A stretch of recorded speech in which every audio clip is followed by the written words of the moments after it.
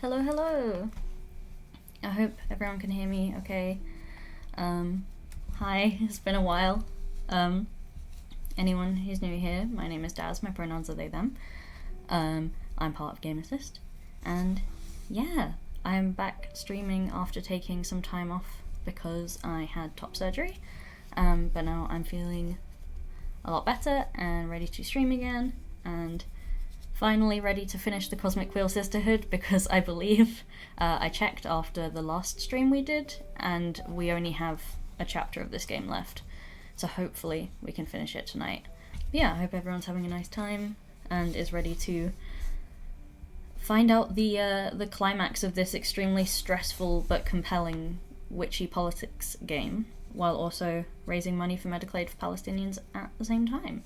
If you don't know, all of our streams since October, and also before then, have been fundraiser streams for medical aid for Palestinians, a humanitarian aid group who are doing vital work to help provide medical care and supplies to the people of Gaza and other areas of occupied Palestine. We're forever supporting what they do and trying to raise as much money as we can for them. At our last stream, which was where Bea and Sarah streamed some of the amazing entries into the game jam that we ran, we hit £1,500 donated, which is incredible. So our next goal is 1,750, and if we hit that goal, then I will be running a giveaway for a bundle of codes for a few indie games that we have been very kindly donated. Here we go, Chapter 6, Pandemonium.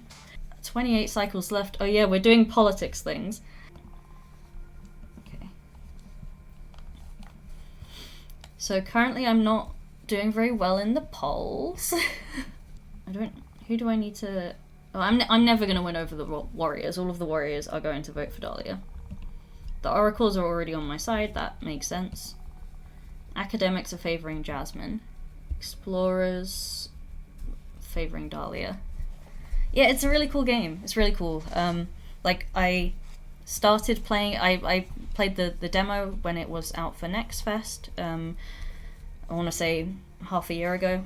I started playing it because it was like a cool witchy tarot game, and have continued playing it because of the extremely complex, like, interpersonal politics. But I was not expecting it to turn into student union election simulator.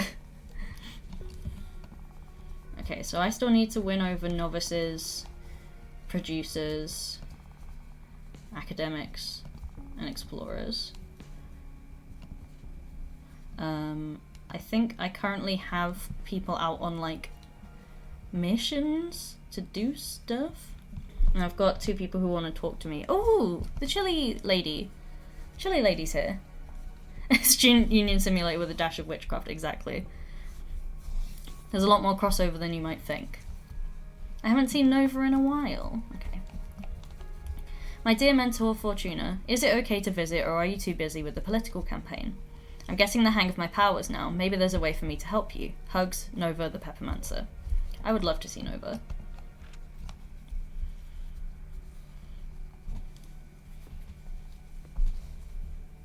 She's so pretty. Hello. Hey, welcome back. How are you doing? Living my best witch life. Yeah? You bet. As you predicted, or maybe inspired by your prediction, I got super into growing magical peppers. She's so pretty. Witch gardening is so much fun, especially if you can time skip and see a whole plant grow in a matter of minutes. Oh, some witches believe that time is a super important ingredient when growing stuff, and that a time skip hinders the qualities of the harvest. Oh yeah? I'll research more about that then. But still, the Lust Reapers are spreading furore amidst our coven as we speak. Oh yeah, she was going to specialise in, like, aphrodisiac chilies. You got to them this fast? Oh yeah, and they work wonders. Oh hell yeah, she gave me some chilies. Here, I bought you some. Wow, thank you. I'm not sure if I'll get to use them, but it's good to have some around, I guess. Even just by yourself, they make for the most intense session, if you know what I mean. The art of this game is beautiful. I was just having a look at the Steam page, because of the fact that the demo had the wishlist button, and I might have to, if it's available separately, I might have to buy the digital art book because it comes in the deluxe edition, and I've seen some pictures online and it's just beautiful. And I think they're also working on producing a physical tarot deck, because we've had this discussion before about how they're totally chill with, like, once you finish the game, you're allowed to print off the cards that you made and use them yourself, because everyone's cards are going to be a bit different. Which is pretty cool. But I think from what I saw on their Twitter, they were going to make a physical tarot deck that has the Cosmic Wheel card, which is the same for everyone, and then comes with, like, sticker sheets. So, like, you have cards that are the backgrounds that you get to choose from, and then you have sticker sheets of the iconography and things, and you can place it all on like you do in the game, and then they have sticker sheets of words as well, so you can name the cards like it does in the game, which is really cool. So you could probably get pretty close to some of the designs that you actually made in-game. And yeah, if it's, like, easily available to get in the UK, I might have to buy it, just because I love shit like that. It is extremely rad. Ahem. Let's change the subject. How are you settling in? Well, I'm still trying to find my place. Magic, understanding the cosmos, and all that, well, that's a thing. But I can't help feeling lonely. How so? I don't know, I don't feel like I belong in this coven yet. I'd like to be a part of a project or something. I see. That's actually why I'm here. You just tell me frankly if it'd be too much of a nuisance, but I'd like to join your party. Please? I'll do anything. Grabbing cosmic coffee, or whatever the equivalent is in this case. I just want to help in any way I can. Oh, that's so nice of you. So, will you have me on board? As she is offered, and we need a lot of people on the team, and she seems so sweet, and, like, in this situation, if things were getting overwhelming for her and she needed to take a step back, then I would, like, be able to help her with that as a mentor. I think I'm gonna take her on. Also, because we need to curry favour with the novices, and she is a novice. So I think I'm going to take her on. Although being tangled up in politics does suck, but like I said, she offered, rather than me being like, hey, one of my few new friends that I made whilst in, I was about to say quarantine, that's not what I mean, whilst in isolation, exile. Wanna do politics with me?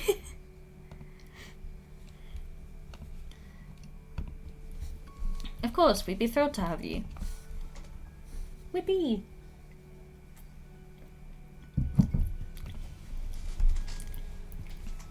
Thank you so much for this opportunity, Fortuna.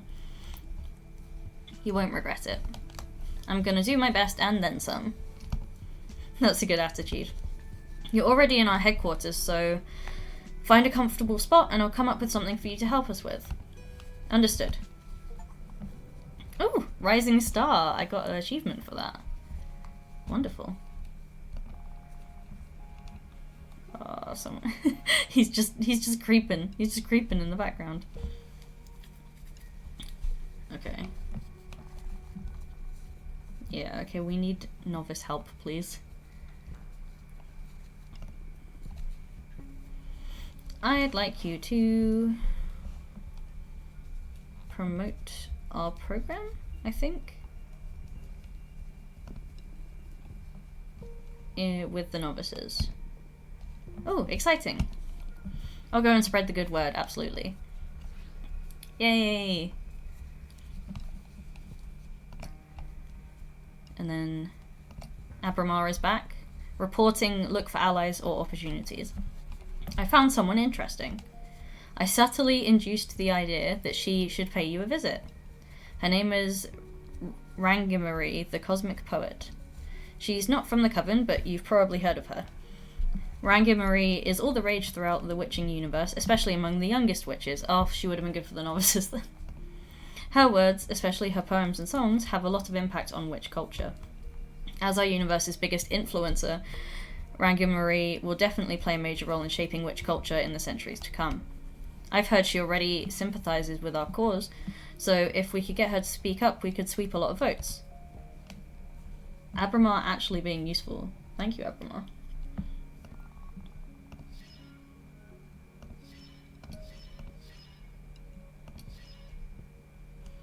I forgot about Q-Presser. I don't think, like, she's not gonna win, so...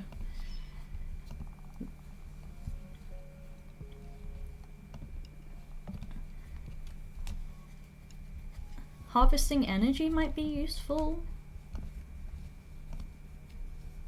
Thank you, my guy. I should probably...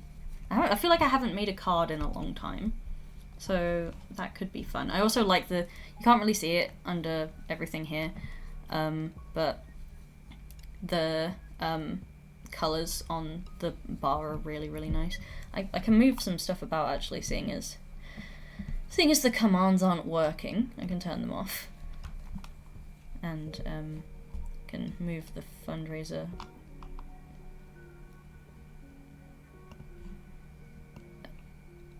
over here, so you can see the top a bit more. I love shades of orange. Like, a lot of people know me for wearing pastel colours, but orange is actually my favourite colour. Okay, card time. I'm a bit concerned about the bird up here, because I think that was from the, like, magic cops people.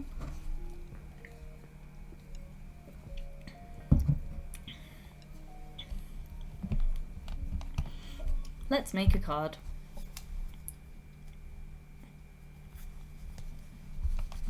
Okie dokie. What am I feeling today?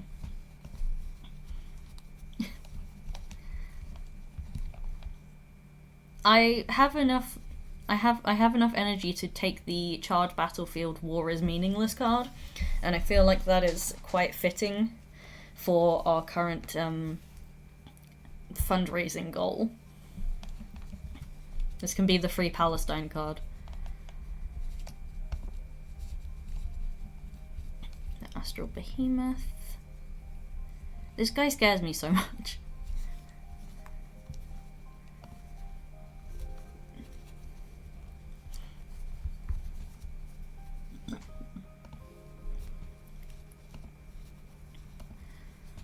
Goldblower, the Dragon. Harvest Oracle. It might be nice to add some nature into the Charred Battlefield. So if there's any other, like, naturey ones as well. Ooh, Deerfolk Paladin.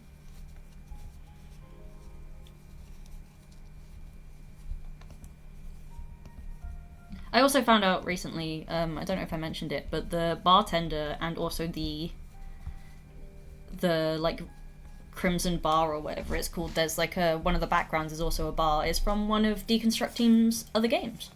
All of their games, I think, or the majority of them, are in this beautiful pixel style, so I feel like I'll have to play the rest of them. And I think they all deal with, like, choice-based and, like, narrative-driven experiences and, like, tackling tough topics, which is pretty cool.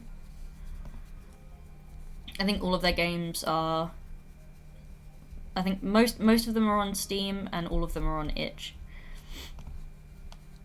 The Florist.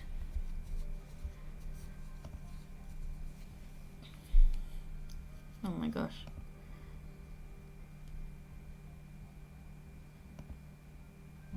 I like this scary guy. Even though I think this is the one that took over Graith. But I don't want to put the scary guy on the battlefield. I want to bring some hope to the battlefield, so I think I might go with the Harvest Oracle.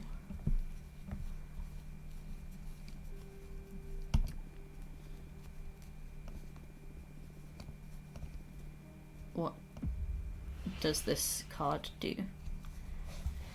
Quest, detach from anything familiar, tether to the unknown, community, the identity and volition of a group of individuals.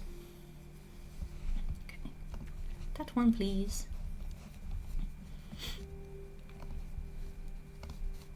And then maybe something else planty.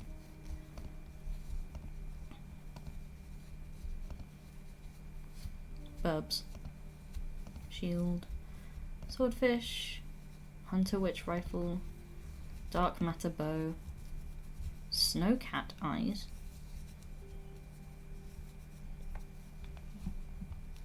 Wild. I thought the chili peppers would be in here somewhere, but I cannot see them.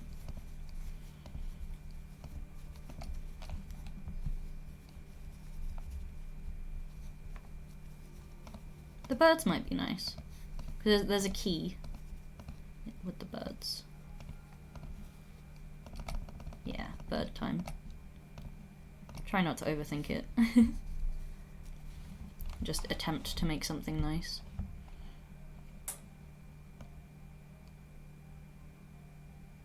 Okay, so this is what it showed in the preview. But then there's also there's a tank here. I don't think I want to include the tank. I think no, the tank can be sort of off screen.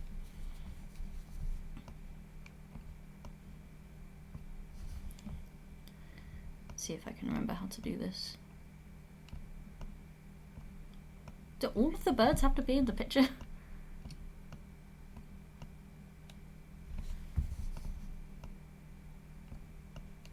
So they're sort of circling. Here's Mr. Nature Guy.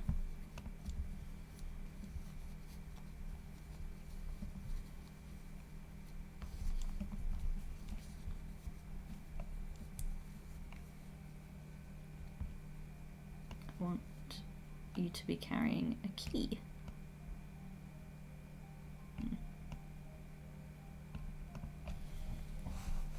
I don't know what this is. It's just like a worm. Can I bin the worm? No? Okay.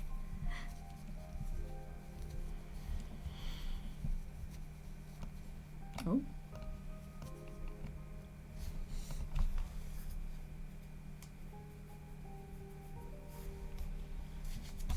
I want to get rid of the worm. I can hide it up there. It can go up there. Pretend you didn't see it.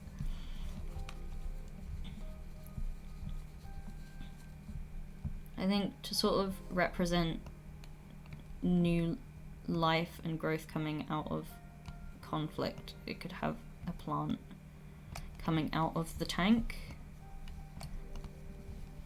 I don't know where this guy's legs are.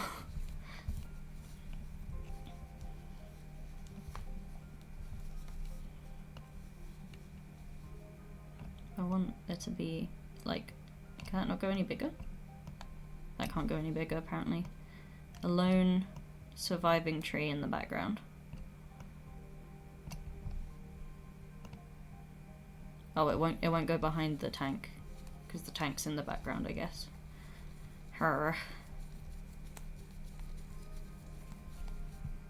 Can move this guy then. Put it over there.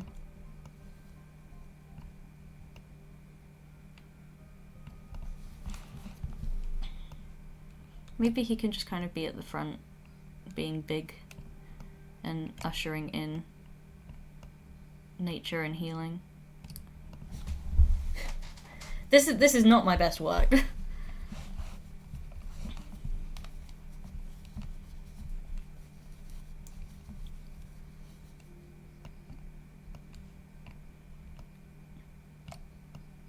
Bird has stick. Bird also has stick.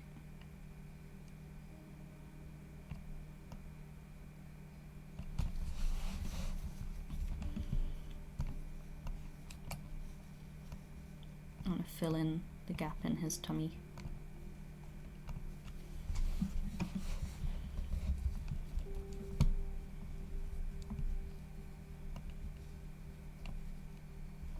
Have some flowers over here.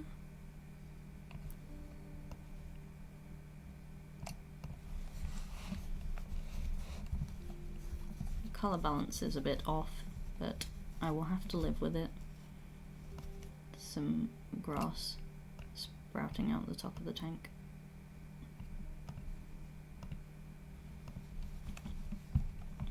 Because I think this looks silly.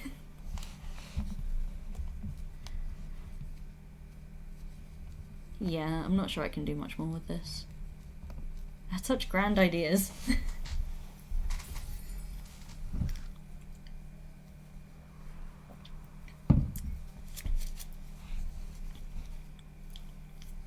Withering Echium. War distorts all feeling. Not every seed of the oracle is benign. Beware poison. A magical harvest is meant to be shared. Harvests build communities. The birds of prey carry this message throughout the cosmos.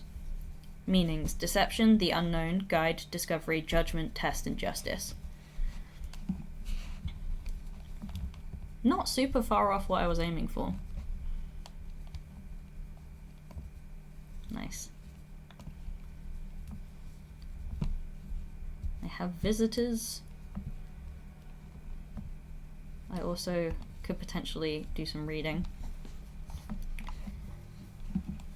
Oh yeah, demographics analysis from my sister. Okay, learning more about the academics. Witches so absorbed with the mysteries of this cosmos that they rarely do anything beyond studying it. They are one of the most, if not the most, prestigious demographics, since they're constantly furthering our craft and talents.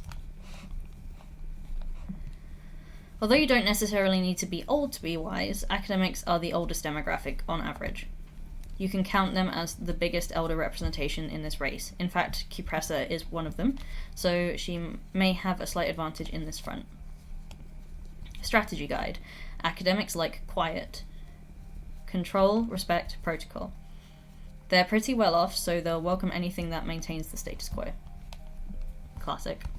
Not usually academics that do that, but I guess in this case they're more like the sort of ruling class. I haven't done a sleep in a while. I feel like witches don't need to sleep, but also she's under a lot of stress. And you get prophetic dreams sometimes. Oh, I forgot about this one, Gears of War. You dream about you are flying a plane made of seashells and colourful feathers. You land inside a frozen volcano and pick some rocks to install into your ship that make it fly faster. Then you race against wind spirits and can't stop laughing. That seems positive. Oh my gosh, so many visitors. Everyone's back. Jasmine is going after academics now. Okay, interesting. She's outright selling fear about how our system is going to lead to chaos and the degrading of our sisterhood's well-established values. Whatever that means. Oof. Oh, she's doing so well. The thing is that the oldest witches are buying it up. Let's stay on our toes. Oh my gosh. Okay.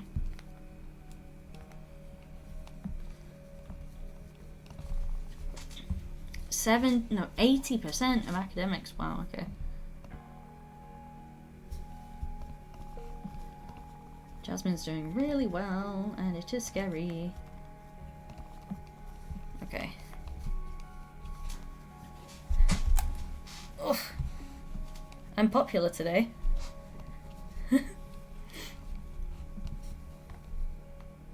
Oh. Yeah, with all the visitors. So I've got Patrice coming back, and then also the visitor that Abramar invited, and then also the person that I've been ignoring. Okay. Oh, yeah, Patrice also did other stuff. She went to produce our program, promote our program amongst the producers. I think my meeting with the producers was good. They're all too fond of Jasmine, but I still managed to snatch some votes towards our side. The producers are quite interested in the community service thing, by the way. Good move. Cool.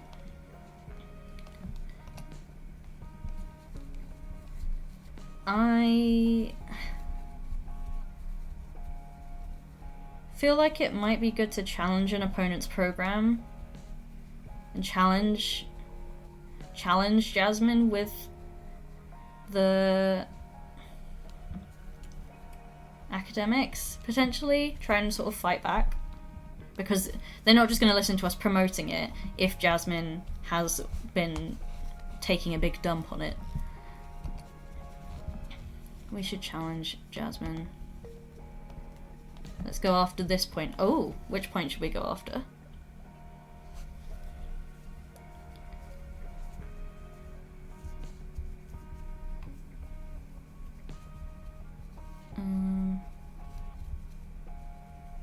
Oh, no, wait. Well, this won't work. I feel like we should go after banning, because I feel like if we're allowed to target academics specifically, as much as they probably don't like breaking the rules, they are also all about learning new things and progressing the craft. So the outright banning of forbidden magic probably wouldn't work in their favor. Oh, okay, this is just in general. Cool. Okay. I'm doing better. I'm second in the race now, so that's good.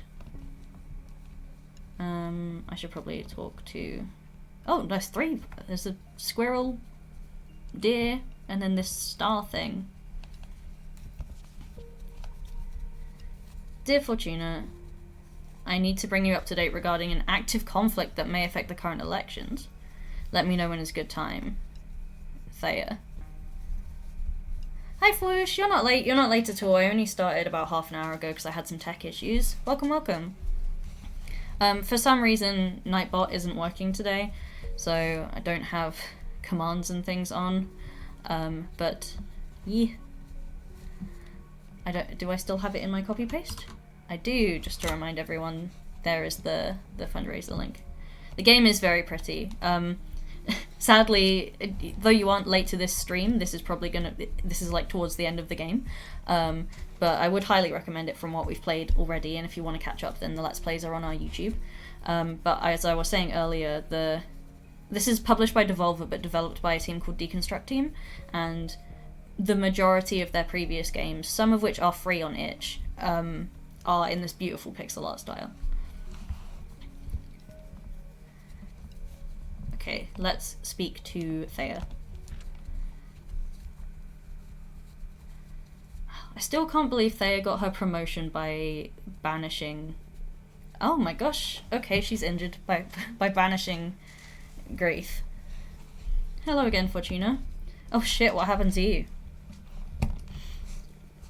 Oh, well, it's nothing serious, really. There are many ways of seeing beyond using our human eyes.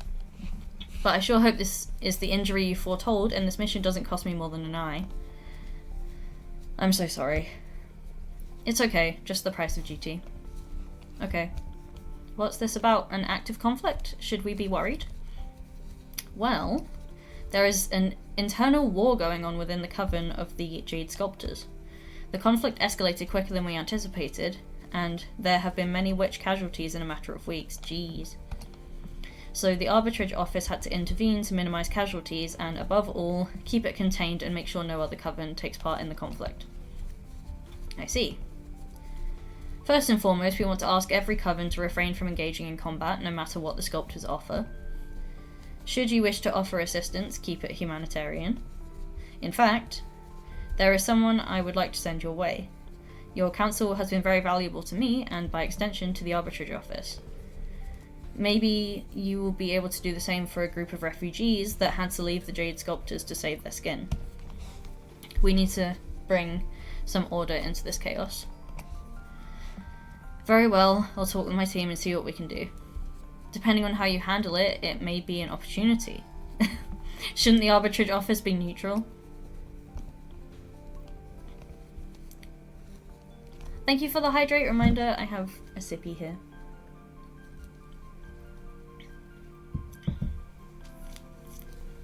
Not exactly. We have an objective, and that's to preserve peace within Witch Society. Our policy is to avoid meddling in internal conflicts, unless they become a threat to the rest of the community, like in this case.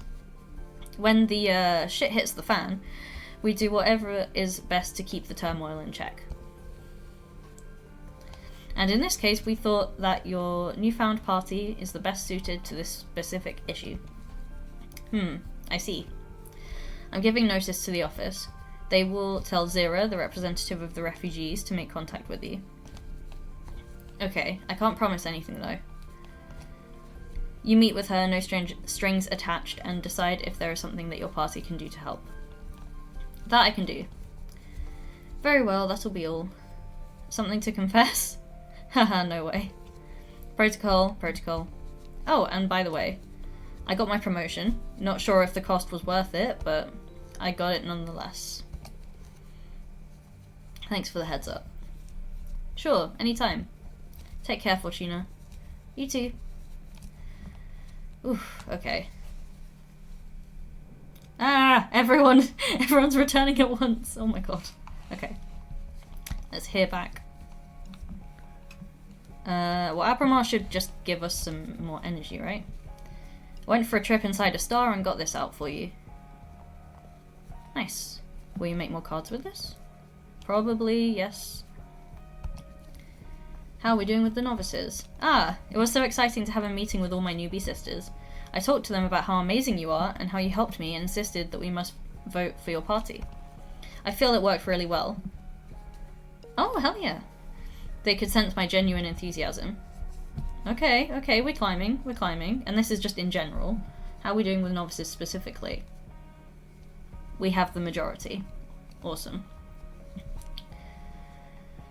Okay.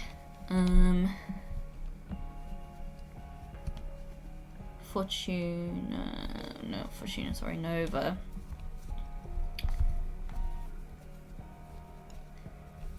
I think Nova could be good to look for allies and opportunities. I don't know the Coven that well, but I'll try. I think the fact that she's just, like, integrated herself will help. Let's go Nova. Nova just showed up and was like, hey, Fortuna's great, and it worked. Imagine if politics really went like that. Okay, Abramar. I don't really want to dig up dirt, because it's not my style. But it could be potentially useful, especially as Jasmine seems to be taking some, let's say, untoward measures to combat our program. And I'm getting pissed off with her, especially as she has some of the more carceral approaches to things. Like, Dahlia, before I knew that this game was leading me down the path of you're gonna have to run against everyone, I was willing to support Dahlia because I didn't agree with everything she said, but I agreed with her way more than Jasmine. So... oh, okay, I don't get a choice on who he digs up dirt on, so he will come back with some information, I'm sure.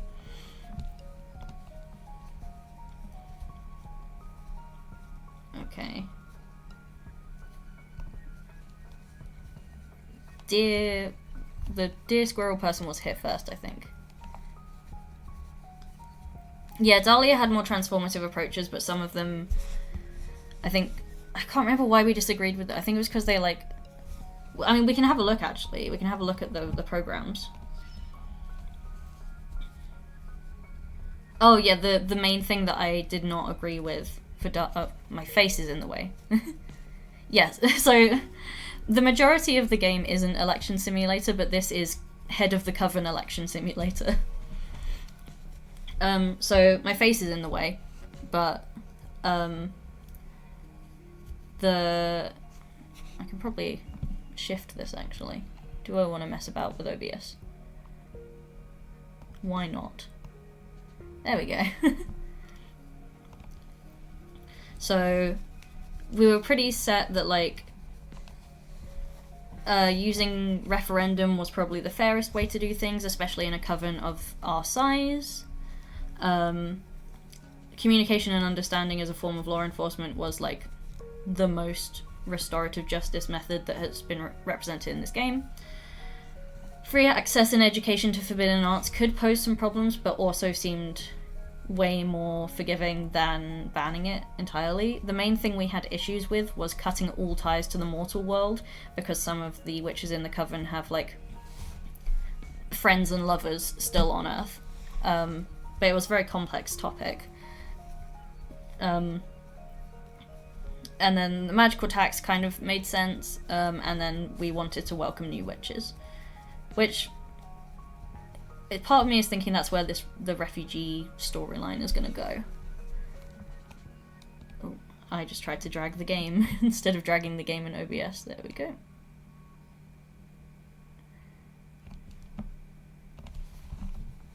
And then, yeah, Jasmine's is just like gross. Gross and casserole. Okay. This person was here first. Oh, it's Fiona. This is Fortuna's mentor from when she first ascended to being a witch. Fortuna, how come you didn't let your mentor know that you're allowed to receive visits now? Is everything alright? I don't want to be a bother, but I would like to visit you and see how you're doing after 2 centuries of exile. Yes, please.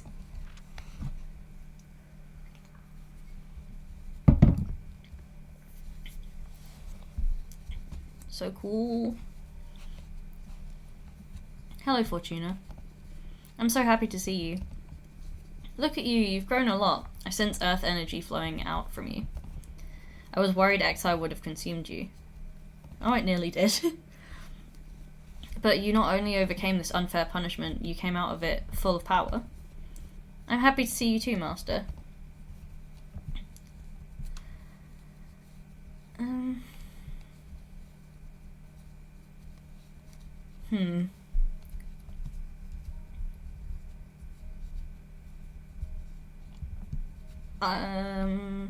If I want to show her how much I've grown, then I should probably do the energy reading. I hope it doesn't provoke her too much, because she seems nice. On the other hand, I see you are overflowing with water energy, Master. If I didn't know you better, I'd even say you've fallen in love. Oh, spicy. Oh, how incisive. Since when did you become so apt at energy reading? Wait, so you really are in love? That's right. How's that possible? With who? Well, it's not a single soulmate we're talking about here.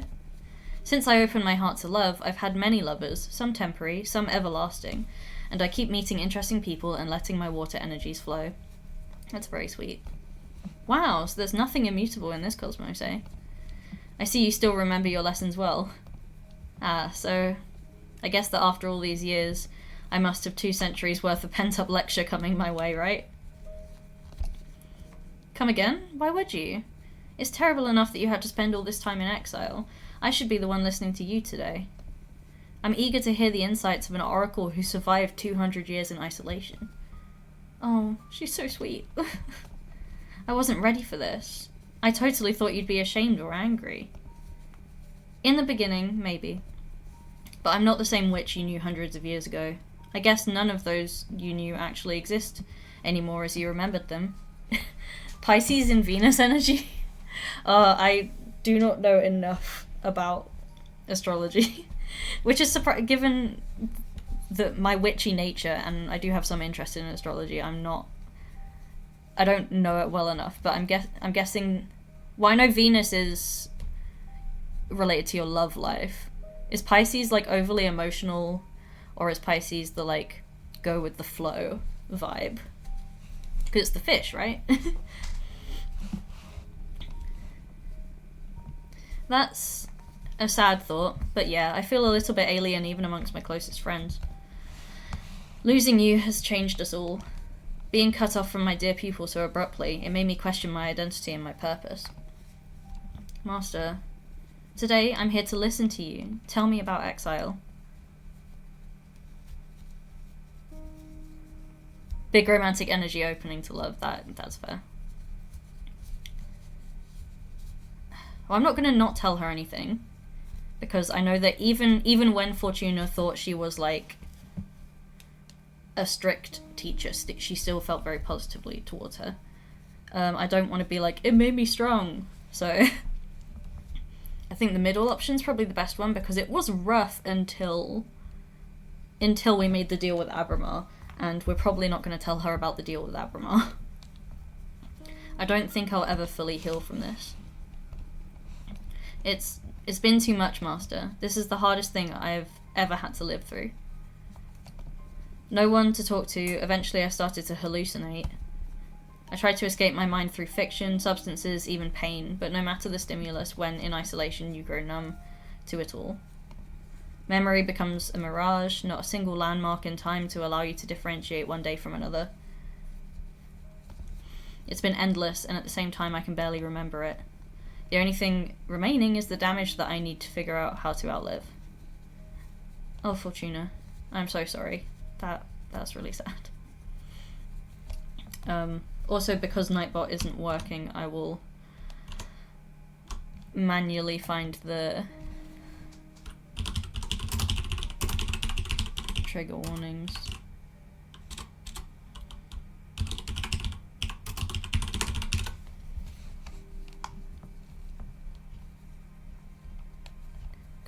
It's in the game itself, but I don't know if there is a website I can direct people to. Okay, it says on the Steam page, so I can drop that link, and hopefully that takes you to the specific thing. But there are some heavy topics in this game. Yeah. Thank you for sharing this with me. I'm here for you, and I'm going to help you find your peace, okay? Thank you. And what about the behemoth you summoned? Oh, she knows. Okay, okay.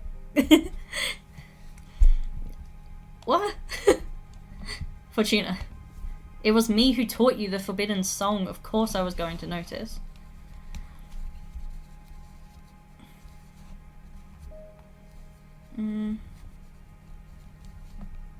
You know what? I don't regret using it, because, like, if she hadn't, then I'm not sure Fortuna would still be alive. Of course, I'm happy you did. I taught you that spell for a reason. It would be twisted to teach you something that you weren't meant to use. Okay, so Yuina is okay with the forbidden arts. You knew that I'd eventually summon a behemoth. I wanted you to have the option. The option to break the magical pact? Yes. You see, laws are just an agreement between members of a community to have some broad guidelines about what is correct and what not. But hardly any law survives every context. That is true. Plus, to be frank, most of us are shoved into a system of rules we haven't previously agreed upon. I hear you. In this case, it saved my life. I knew that this day would come, that the moment you used the forbidden song, you would become a fully fledged witch. This is a plot twist I was not expecting, but I like it. You are no longer my apprentice, and I'm no longer your master. That makes me feel kind of sad. I don't want to say that she's been really nice. I don't think she's condescending at all. That makes me feel kind of sad. Are we equals now? Me too. But now we can relax and become something better than mentor and mentee. Now we can be friends. I can rely on you. We can rely on each other. This is really sweet. It's gonna be weird to treat you like I treat my friends. I'm starting to regret this. Fortuna, I am proud of you. You're gonna make me cry. I swear to God, like, I've cried a couple of times at this game. I swear to God, if I cry on my first stream back in months. Who would have thought that praise is what would finally break through your armor? Whatever. It's been a difficult couple of centuries. I know, my friend. I know. By the way, speaking of surprises, what's this about you getting into politics? Patrice forced me to, basically. I want to fix Adana's damage. I want to help create a better universe, or I don't really know. Patrice did kind of force us. Oh, I would love snacks. Maybe cookies? Thank you, baby. I probably won't eat them on stream, but cookies would be nice. Thank you very much.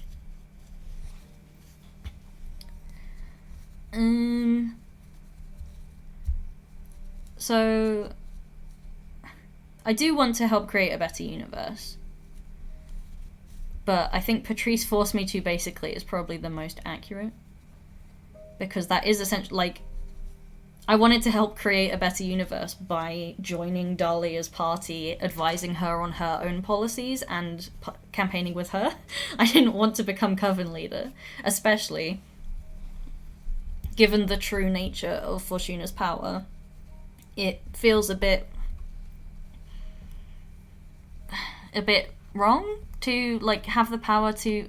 When your divination doesn't actually divine the future, it writes the future. That's a bit OP, you know? So I think Patrice forced me.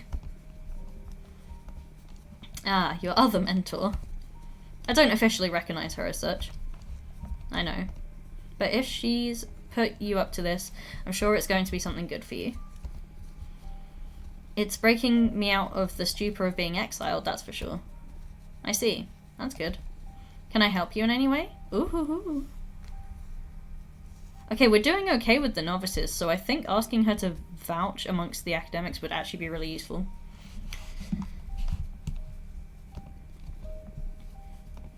Gladly.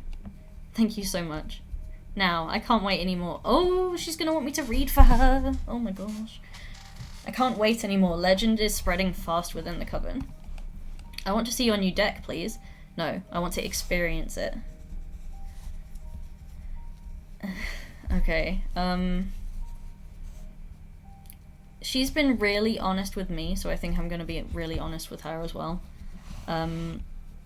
Yes, I'll read for you, but first I should warn you about its true nature. Oh, and what may that be?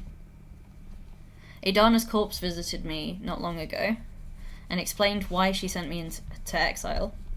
She realized it way before any of us, that what I do is not fortune-telling. I'm not reading into the unknown, I'm writing it.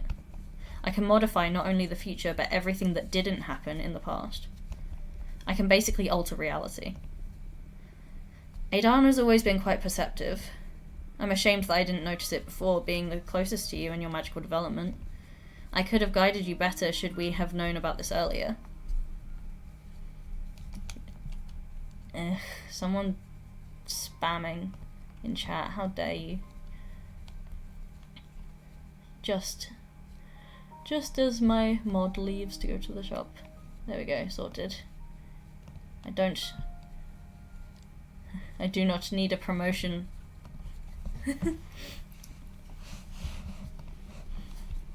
You taught me perfectly, plus I was happier before learning what my powers actually entail. Oh, so your prediction about the fall of the Coven. Yes, I doomed us all. I see. I guess that's in part why I got into politics, in hopes as a way to minimize the damage. Knowing that, do you still want to subject yourself to my new deck? Yes. Oh. It's my responsibility, I brought you up. Just be mindful about what you ask. I do interpret the cards, but I don't control what card I'll draw. Very well. Okay, deep breaths. Damn. What future do you want to alter? Not the future. If I understood you properly, we can work with everything that didn't happen, right? Oh, right.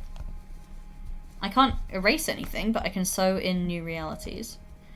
Especially around times when our collective memories are fuzzy. Times in which nothing of worth seemed to happen. I understand. Then I want you to write us a happy memory and an important lesson. Oh. That's unexpected. This is so lovely. What's this about? Regret? Disappointment? I did so much thinking when Adana took you away from me, and I feel I should have been less strict and put more time into enjoying ourselves.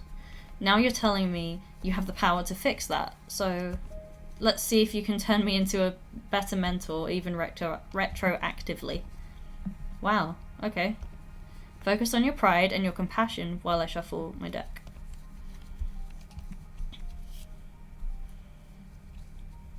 Okay, anyone who has not watched me play this game before, this game allows you to... You draw each card one at a time and assign them one at a time. But when I read tarot and other forms of divinatory cards for myself in real life, I work on the basis of first card is for first prompt. So even though I can technically assign this to memory or lesson, I will be assigning it to memory. So, Victory Road. We walk the road alone for everyone to see. A grand display of leadership. The cloth speaks of courage. The mirror dispels what isn't true. Justice, communication, peace, leadership, purpose, and courage. Okay, so I have two. Oh, I remember how your ears went wild the first time I baked you a margarita pizza. Or I really love that time you took me camping in one of the beautiful valleys in the Deerfolk realm. It was so peaceful. So, strategically, I need more purple and red so that I can have a balance of different energies to make more cards. But also, I think if Enia wants to focus on getting to know Fortuna better and being a better mentor, I think she would be really interested in learning more about Earth culture, because before, obviously because she's deer folk, before she ascended to witchhood, she wasn't a human. She was a different type of being. So I feel like it'd be really cool if she could eat pizza. My ears? Yeah. It was during the first months of my training. I was getting used to my ascension and I wanted to do something to thank you for taking me in. I asked if you like pizza and you were like, what's a pizza? Exactly. I couldn't believe that in all your years of immortal existence you hadn't heard about pizza at all. Well, it's not like you had any knowledge of deerfolk gastronomy. I know, but by that time I couldn't process existence without pizza. So I went and made you one, the simplest. As I remember it, my mouth is beginning to water again. And when you put the first slice in your mouth, your eyes went wide open and your ears started going up and down uncontrollably. Now I need pizza. It's been centuries since I had one. Next time I visit you, get ready to make some pizzas, Fortuna.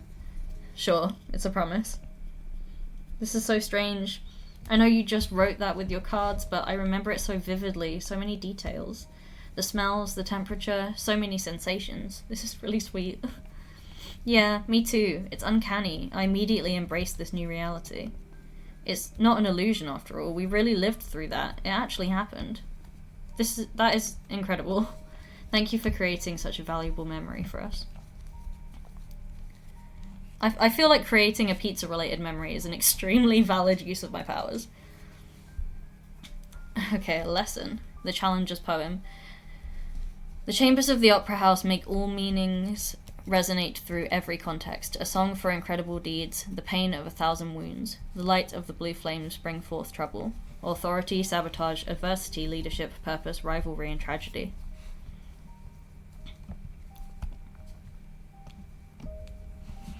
Okay, so either you confided in me a way to summon the strength of your familiar, the opaline squirrel, as a conduit to channel the 4 elements at the same time. That's very cool.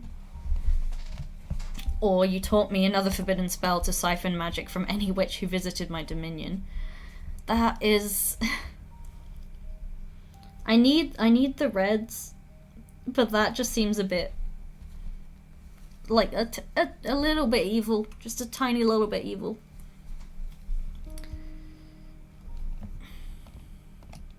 I really like the squirrel thing, and I really like Fiona. I think she's really cool. So I think I'm gonna go with the squirrel. Alright. How come you didn't summon her yet? Well, I guess I didn't have the chance to put it to good use. I confess I didn't care much about elemental energies during my exile. Come again? But the 4 elements are everything. I know. I have an idea. Now that I'm seeing your deck in action, I notice the cards are composed of spheres, arcana, and energy symbols, right? That's it, good eye. Very well, I shall summon my familiar in a way that will be useful to your new craft. Ah, she's gonna let me have a squirrel to put on a card. Here. Yay! Opaline squirrel, Uenia's familiar, a cute yet powerful being able to channel all 4 elements of magic at the same time. That seems really powerful. Thank you! As I once taught you, the opaline squirrel can channel the 4 elements at the same time, so it may prove a powerful combination with just about any arcana. I'm looking forward to creating a card with it. Thank you so much.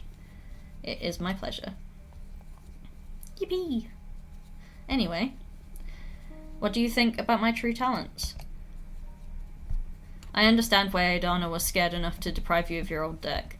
But I'm not scared at all because I know you. Aidana didn't. She made a grave mistake. If Aidana had told you the truth, you would have treated your newfound power with care. I have no doubt about it. But sentencing you to a millennium of exile? That's dangerous. You could have gone insane and I don't even want to think about a mad witch with the power to alter reality. I mean, no mad shaming here. But I get what she means. After a millennia, you would be filled with resentment. I'm so glad I taught you the song to summon Abramar. Wait, you know Abramar? Not personally, but my mentor did. She taught me the Forbidden Song and told many tales about Abramar. But I never got to use the spell myself. I want to know more about Abramar and the mentor, because didn't he say that he fell in love with a witch at one point and then she died? My mentor was a Sumerian witch, master of shapeshifting. She was one of the founders of our coven. Apparently they had to dispel Abramar because one of the sisters made a pact that endangered the fabric of time itself. My mentor rarely talked about the incident because it brought her sour memories that tainted her transformations, but they had to erase their sister out of existence and chained Abramar back into the Forbidden Song. I know Abramar isn't happy about that, I'm sure, and my mentor felt quite sorry for everything, but what could they do? The price was too high. In any case, my mentor spoke fondly about their time with Abramar. I'm kind of sad I never got to summon him myself. How are you liking him? My big shrimp man. Yeah, I'd like to know more. I both hate him and love him. I feel like that is the most accurate, because he is mean to me, but also he's great. I'm not this, like, apologetic towards him. He's just a guy, and he only really like, we're both getting something out of this. He said he was lonely and wanted a friend. I both hate him and love him. Oh, those are the best ones, aren't they? You in here. It's true, the ones who keep your energies in disarray. Ah, to be alive. It's not— oh, she thinks I'm in love with him. No, it's not like that. Abramar is very helpful, but he won't stop messing with me. Always putting uncomfortable thoughts in my head. That's good. I'm happy to hear your new partner keeps challenging you. Yeah, sometimes it's good to sit with discomfort and work your way through it. Yay. Listen, I want you to have something. I believe my dominion may prove a very powerful sphere for your creations. The 4 elements converge there after all. Oh. Oh, I thought she meant the Deerfolk realm, because I was going to be like, then I can put the Deerfolk guard in the Deerfolk realm. But it's the studio. Fortuna's mentor's witch studio, where she teaches the arts of cosmic magic. Whoa, this is going to come in handy, alright. Plus, it's very nice to have a card that represents the place I grew as a witch. Aw, Fortuna. Thank you, Eugenia. Okay, tea time is over. Now you focus on the campaign. Change the world, my child. Yes. Come back soon. That was really nice, and she's gonna help us out with the elders, I think. Oh my gosh, I missed 2 cycles for that. Dali has been selling her free access policy regarding the forbidden arts to the academics. That's what I was talking about. And they're buying it. Thought so. We better be careful about this. I literally said that exact thing. I was like, they will be fans of that. Oh no. Oh my god, that's terrible. Okay. Well, hopefully Eugenia can help us with the academics. It's pretty even at the moment. How have we lost some of the oracles? Okay, we're doing well with producers, novices, not so well with explorers. I feel like oracles might be a good one to go with because we are also an oracle. That seems the most sensible. Also, another visitor. This is going to be the refugees, so I'm definitely going to talk to them. Okay, challenging the forbidden arts in Jasmine's program. Perfect blow attacking the point of forbidding arts. Both Cupressa and Jasmine lost support from their voters. Academics, explorers, and oracles are interested in making the forbidden arts more accessible. On the other hand, the idea is a bit scary for novices, and producers are definitely too fond of stability. Okay, interesting. Cupressa's doing terribly, at least. Okay, now I've got the oracles back on side, that's good. We're still doing okay with the novices. We need the academics and the explorers, but we've got academics in progress, so explorers maybe. Yeah. Okay. If you're able to, could you promote our program to the explorers, please? Thank you, Patrice. I really, like, I'm guessing, based on just how this game works in general, that, like, losing the election isn't a lose state, because it's a choice-based game. But yeah. I think I'm gonna make a new card, and then I will speak to the people from the Jade Architects, because I need as many tools as possible in order to read accurately for them, I think. Okay, gonna create a card and then probably have a cookie while I do it. I think I want to do one with the studio, because it's nice and balanced, and then probably put the squirrel in there.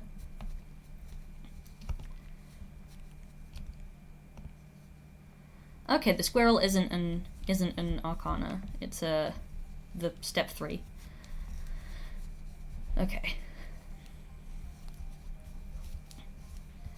The Seed of Knowledge, I'm gonna have to use him at some point. Yeah, so the reason I hadn't streamed for a while is because at the beginning of January I had top surgery. It went really well, thank you very much for asking. I'm just over 6 weeks post-op now, really, really happy with the results. Not really in any pain or anything, but just because, like, I have large scars, I still have to be careful when lifting my arms above my head or carrying anything too heavy. But otherwise, I'm basically back to normal, which is really cool.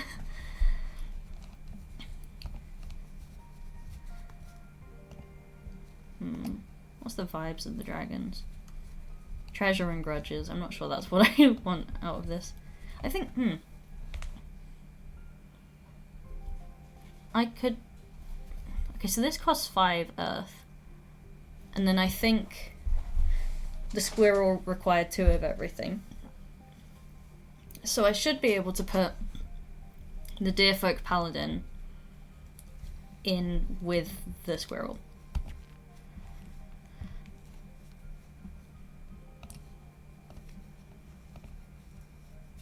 Yes, I can afford it. Wonderful. Oh, and there's fire. Oh, of course, it has all of the elements.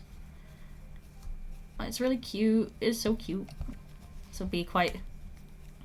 Ooh, a powerful and relatively balanced card, I think. I think because there's fire, I should probably pick a spot near the fireplace. Would be nice. I think that's nice. Maybe the squirrel can either be on the paladin or be on, like, clinging to the curtain. Regal Centaur. Yes, so he's a Deerfolk Paladin. So I guess not really a centaur, but also can, based on the things that I can build him with, he can either have 2 legs or 4 legs.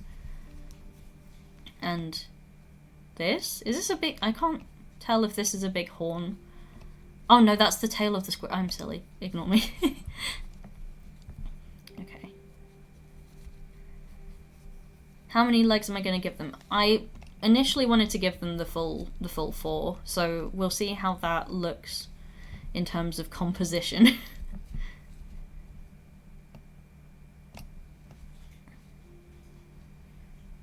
All the legs? How many legs do they... They deserve all of them. Okay. He can just be, like, chilling in the foreground, I guess. Because that's the deer body. And then this is the man body. So I can't exactly give the both, you know? But I think the deer body doesn't take up as much space as I thought. So I quite like this. I feel like the sword could look cool, like, just on the wall above the fire. Because I can't... my one gripe with making cards in this game, which will be... If I do get the physical card making kit, significantly less annoying in real life, is that the elements that it auto places on the card for you, you can't get rid of. So I'm assuming it's probably a coding thing where like they need certain elements of the things so that they know what meaning to give the card, but still. That's not perfectly straight. Is there an option for it to be? Okay, no it is. That the pixel art just looks like that. Cool. So that's chilling on the wall. Little squirrel. Having a great time. It's fire in the fireplace, where it belongs.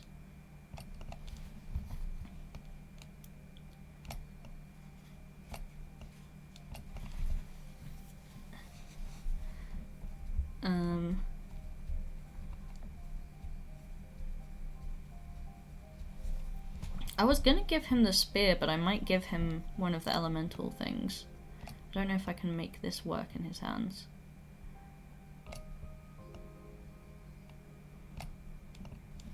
If I...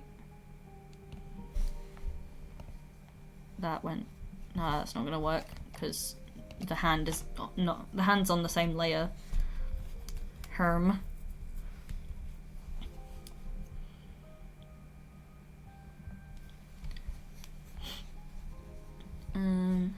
Can have the... I want... the big antlers are taking up too much space. I'll do little antlers. And then...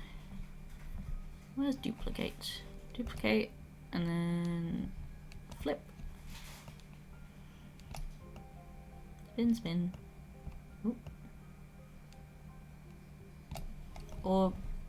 Trying to figure out how perspective would work on this. It'd probably be more like... It'd probably still be facing that way, but at a slightly different angle and a bit smaller, right? Because you'd be seeing it. I hope this is making sense. Yeah, because you're seeing like side profile. Okay. Where is Squirrel Friend gonna hang out?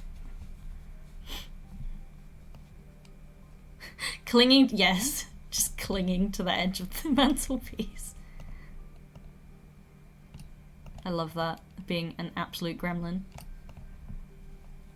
Do that. Big tail, tail good. Very creature, yes. Kind of that guy coded? Maybe? Oh, I like that. The tail is like going between the antlers. Like it's trying to grab on to the deer folk. Has the body shape of that guy, yes. It's a bit less... I wish I could explain to other people what we mean by that guy coded. He can have a little acorn, and the acorn can also have a little leaf.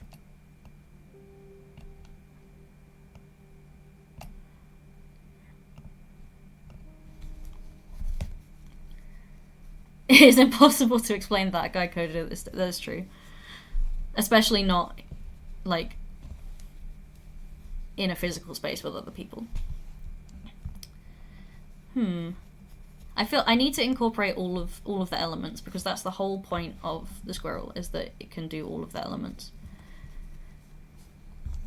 So... Wings is good. I think if I could make the deer folk into a kind of Pegasus type creature and give them a wing or two. This one goes back here at a slightly different angle, and then water is the final thing. I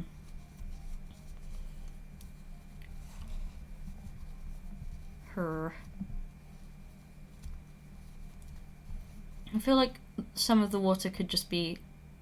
It could just be pouring from, like, off-screen. Waterfall out the window, yeah, exactly. Same brain, same brain. I might be able to... Can I group things? If I shift, will that work?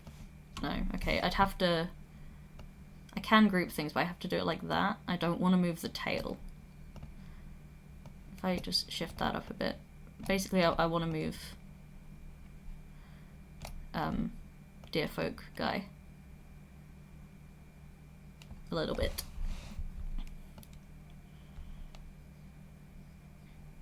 Maybe... Flip. Yeah. Oh no, the burning.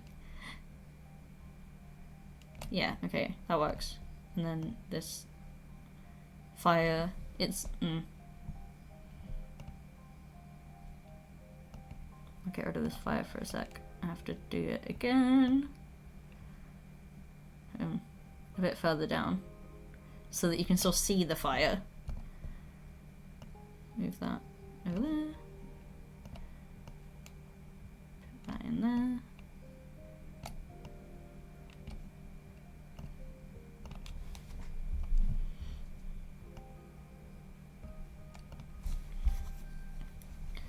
And then, because that way I can have the waterfall, I can make it bigger, and I can show the puddle landing on the ground as well. Or on the bookshelfy bit here. It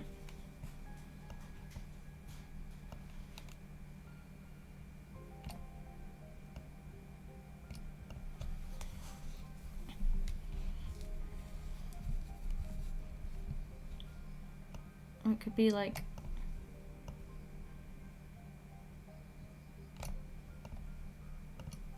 if I send that backwards. My autistic vision.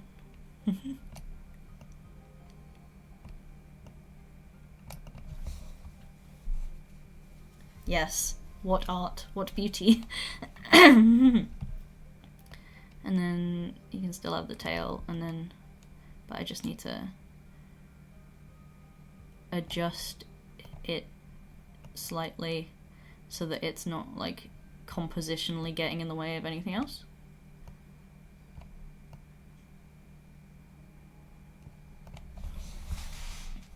I like this one a lot. There's a lot going on, but it's all like good shit. So, and we managed to get all of the elements in there, which is pretty cool.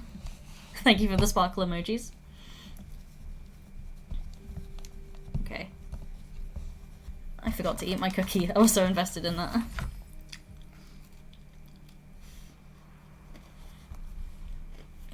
Oh damn.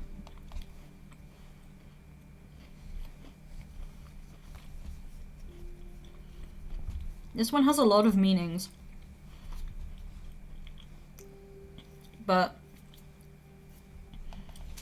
it had the main takeaways are tirelessness and indefatigable support, which I'm assuming means support that is unable to be made tired. Is a big card. Used a lot of elemental power to make it. But it's mostly balanced, but has more earth energy than anything else, which can lead to stagnation and immobility. It's number 12 as well, which typically is quite... feels like a relevant number.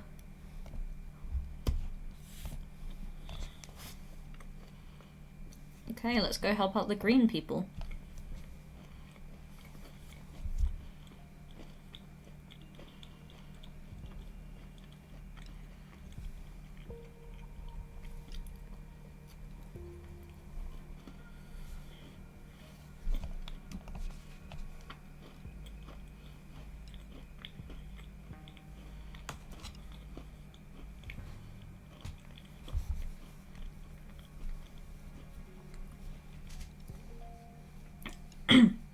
Apologies for the cookie-based ASMR.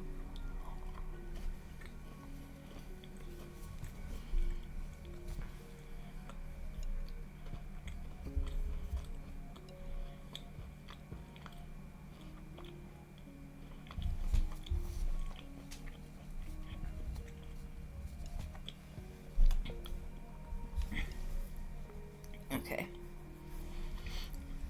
For the attention of the Oracle Witch.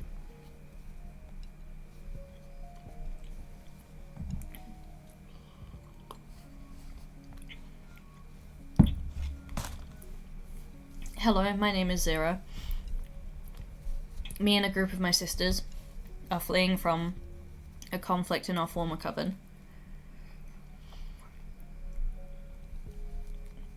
We are being hunted and executed. We're desperate. I beg of you, hear me out. Of course.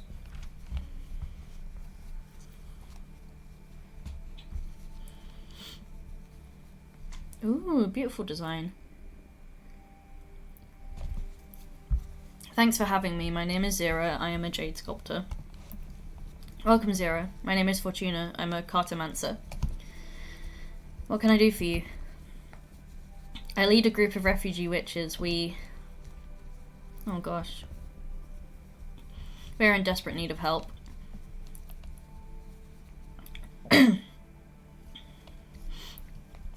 I'm so sorry to hear that.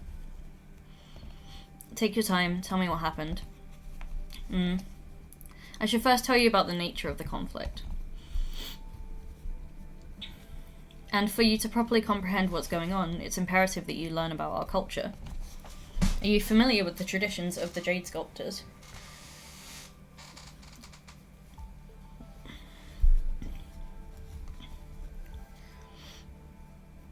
I'm not, so I'm not going to lie about it. And I also...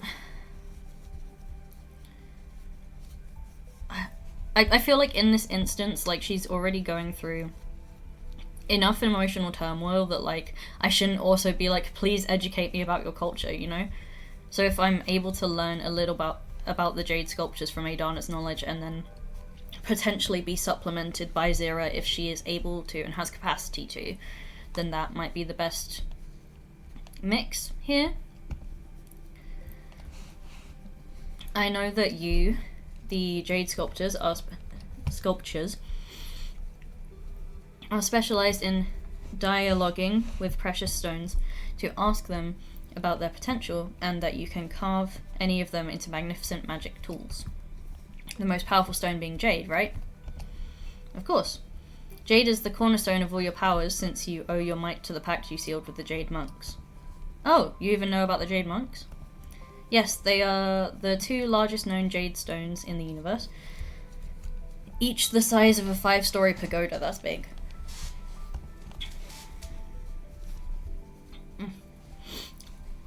They whispered their shape to your founding members, and those witches carved them into what they are today. You worship them, and in exchange they guard the souls of every member of your clan.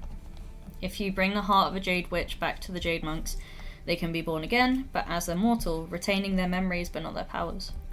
Those reborn must stay in your temple to serve the living witches of your coven. I am so honoured and impressed by your vast knowledge. My heart is at ease that you will fully comprehend the nature of our current conflict. I'm glad that went well. I found a way of retaining power and immortality when rebirthing at the Jade Monk waterfalls. It's all thanks to a new stone carving method I devised, which consists of imbuing quicksilver into the veins of raw jade. But our sisters consider this to be heresy. They claim that the purity of jade must be preserved, but I suspect they are mostly interested in not losing the influx of mortal servants. Yeah, that's fair. Some of us, a minority I must say, tried to defend the virtue of imbuing jade with metals. However, they declared us heretics and are hunting us down. Jesus Christ. Ugh, that sounds awful. That's why we need your help. And I'm aware of how risky it is to protect us at the moment. But hear me out. I came up with a proposal that may benefit us both.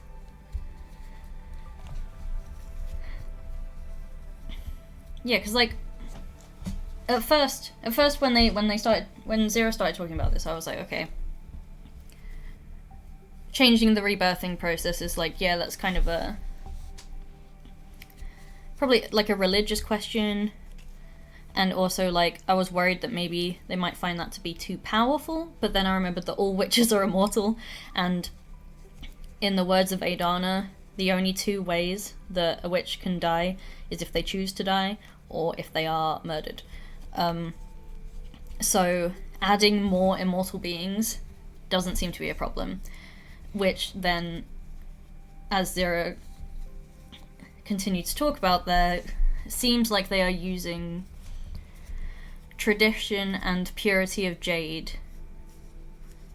and not tampering with tradition, to, like, as an excuse for keeping mortal servants, which does not sound good. Especially as at this point it doesn't seem that the jade monks have, like, got pissed off at people for putting metal in it. So let's see. Okay. I came up with a proposal that may benefit us both. Okay, let's hear it. I researched many covens to see who'd be the best suited to give us asylum, and yours is one of the most powerful. I also learned that your sisterhood works on the basis of invitation. If any sister vouches for another witch, they can become a rightful member of your coven immediately. And I happen to know that you're in the middle of some elections too. So, invite me and my 9 sisters to your coven, and we will all vote for you in the upcoming elections. Wow, that's... We also have some magic saved up, so as compensation for all of your trouble, we can offer you 10 units of earth energy. I know the Jade Sculptors don't have the capacity to mess with a coven as powerful as yours. Take us in and we will all be safe. Please, I beg you. Protect us and you'll have 10 more votes and more earth energy. It is a heck of a decision.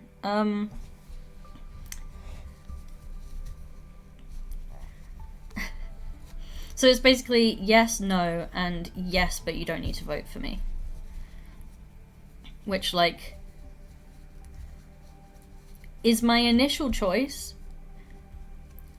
because I don't really want bribery to be a thing, because that could easily tarnish my campaign if one of the other opponents decides to try and dig up dirt and finds out that I accepted, like, a payment. Like, as much as I would love the earth energy, it's not that essential. I feel like these witches are being hunted down. Yeah, the last answer. These witches are being hunted down essentially for, 1, furthering their craft, and 2, standing up for the rights of mortals, and as we've discussed, even though we are sort of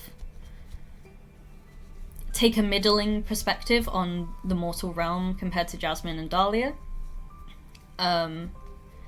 we don't hate mortals and don't look down on them, so I think they were probably in the right. There's only 10 of them. It won't affect the size of the coven that much as long as they can find a place to stay. And it seems like the right thing to do. Because I don't think they can defend themselves really either. And this isn't technically like going to war against another coven or anything. We're just... Because if they're accepted into a new coven, then they aren't in the Jade Sculptors anymore, so they're no longer heretics of the Jade Sculptor religion or code. So therefore the people hunting them shouldn't need to hunt them anymore because they're not, like, giving the coven a bad reputation. So that's my justification, I think, for... Sure, I'll vouch for you guys. You don't need to vote for me, though, because I really don't need to be accused of being bribed. Thank you. Is that right? Would you take us in without asking for anything in exchange? I would love the earth energy, but that's still a bribe. That's right, I'll protect you. No strings attached, I just want to help. You don't even need to participate in this election. In terms of like voting rights and stuff as well, it's like if you compare this to any other election, it's like would they be given the right to vote in real life? But yeah, giving them autonomy, because like I don't know, if I was in this situation and I came into a new place and they were also like take part in our election, I would be like, well, I don't feel equipped to know what's best for the coven, and also I don't feel able. I don't feel that it's fair for me to give my opinion on what's best for the coven as I just got here. So like if I was given the choice of whether to vote or not, if I was one of the refugees coming in, I probably wouldn't vote. So you want to be able to give them the option. You are too kind. I couldn't have hoped for such a selfless soul when I came up with this desperate plan. Thank you, truly. I'm just happy to offer you some peace. Thank you so much. We've been through too much. We are forever indebted to you. Really, I'm just happy to help. How do we proceed now?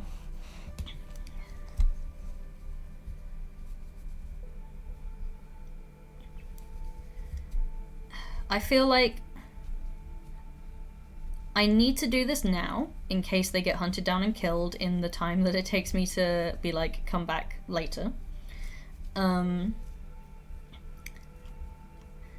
And I feel like we're still keeping the true nature of our power under wraps, so I wouldn't be like, I'll write you a new future with my cards, because then she might go telling the other people.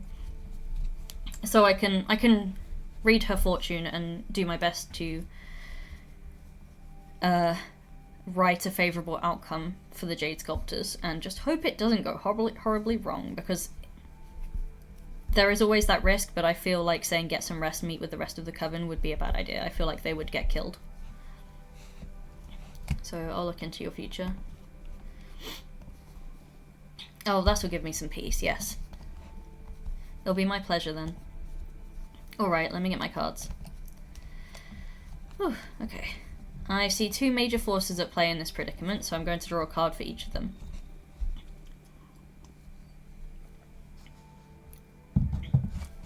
On one hand, we have you and your sisters, refugees, fleeing from your old coven. Hi GB, you're amazing! Thank you for dropping into stream. I mentioned it earlier, but Nightbot is like not working at the moment, which sucks, so I will do a quick manual plug of the fundraiser. Remember to give to medical aid for Palestinians if you're able, or direct people to the stream and to our fundraising page. That would be awesome. We'll be running another giveaway when we hit £1,750. Yeah, GB, you're great. Okay. On the other hand, we have your pursuers, the four sisters that are after you, claiming that you're heretics. What did GB say? I was here in and out since earlier. I just suddenly developed a massive headache this evening. Finally got some energy to say hi. Hi GB, don't worry at all. Thank you so much for being here. It really means a lot, and I hope that the headache goes away. Feel free to drop a lurk. Lurks are extremely appreciated. I will send some lurking cornflake emotes for you. Lurks are valid. I'm very glad that you're here. Really means a lot. Okay. Please, Jade Monks, show mercy upon us. Focus on your training as a Jade Sculptor and on your desires as a witch while I shuffle my deck. That's a cute lurk emote.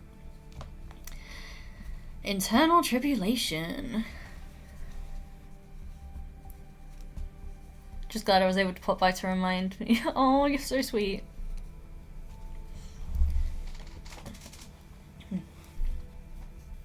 Okay. Arcana blessed by the power of the gem skull belt. A single space scout can carry the will of a civilization. That is kind of, wow, accurate. Zero's kind of the space scout here. Thank you for the reminder. It means a lot. It's nice to be back streaming. I'm excited to stream some more games in the future. Ripe with the loneliness of the one who left their planet, the mother's pith cloth stimulates purpose and emotion. Determination, rightfulness, introspection, happiness, yearning, passion, indifference, and stagnation. Okay. You will end up founding your own coven that surpass the Jade Sculptors. Witchhood will become unbearable for you and your sisters. You will renounce your powers and go back to live as priestesses amongst mortals. You will realize the heresy in your actions and will find a way to make amends with your 4 sisters. I think I'll go with this one. Like, I'm not that fussed about like them making a new coven, but like all the other options seem terrible and I want them to have a good future.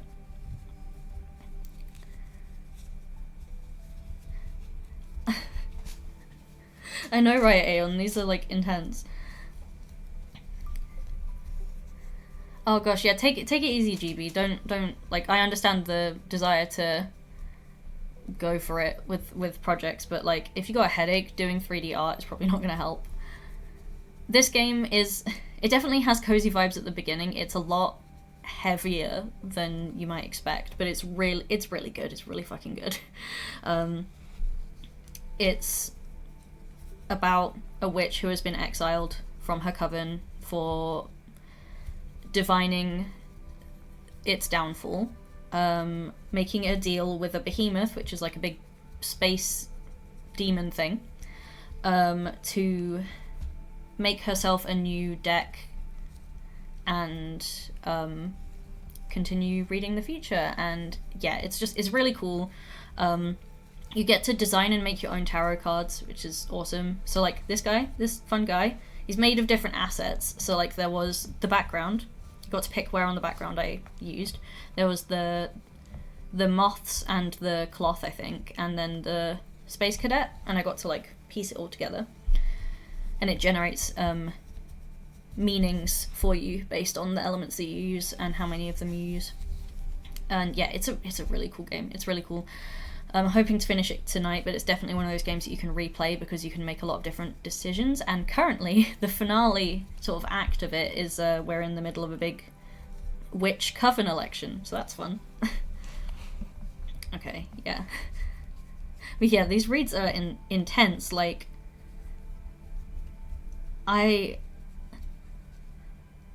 witchhood will become unbearable for you, and you'll renounce your powers and go and live as priestesses amongst mortals. Like, that's completely going against the whole thing that they just like discovered. And then this is just like, again, I don't think it's really heresy. Like, if anything, it's finding a way to improve upon the Jade, and as far as I'm aware, the Jade monks haven't had a problem with it. So they're just calling it heresy as an excuse to stay with their traditions, which harm mortals. Yeah, I really don't like the last two either. Like, I don't like reading bad futures for people anyway. But these two just seem like, based on what we know about Zira and her sister's situation, it just seemed awful to be like, yeah, I'm gonna condemn you to this, sorry. Okay, you'll end up founding your own coven that will surpass the Jade Sculptors. That's not possible. Why not? The Jade Sculptors didn't exist before your ancestors carved the giant jade stones, right? The possibilities are as endless as time for immortal beings such as you and me. I imagine, like, actually, I'm fairly certain based on some of the choices you get early in the game, that there is a way to play this game that is entirely full of violence and revenge, which I imagine is quite entertaining, but also brutal to make those decisions. Zero doesn't seem happy. Oh, no, okay, she's alright. You're right. I need to start focusing on what's ahead. And what you've foretold is something well worth looking forward to. Thank you. Okay. You can still keep the old traditions in mind. Okay. This is about the pursuers. The smell of smoke offers a sense of justice. Flux of information. There's truth in the face of your demons. The ever-flowing water from the jugs represent inner desire. Okay. Let's see what hell this card has for me. I have 4 options, okay. The Jade Sculptures will be deemed a danger to cosmic society and will be stopped and dissolved by the Arbitrage Office. That is something that could happen based on the fact that Arbitrage Office has already got involved, but my immediate thought is that I don't want to pick this one because, like, again, in theory, once the refugees are no longer part of the Coven, they shouldn't have a problem anymore and they can just go back to doing their own thing.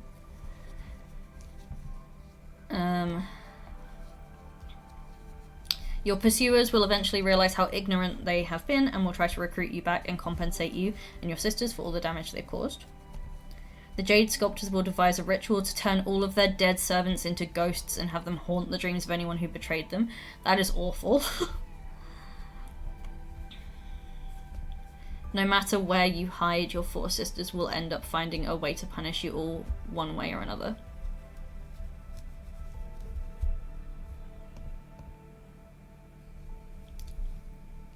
So I'm liking this one about them trying to recruit you back.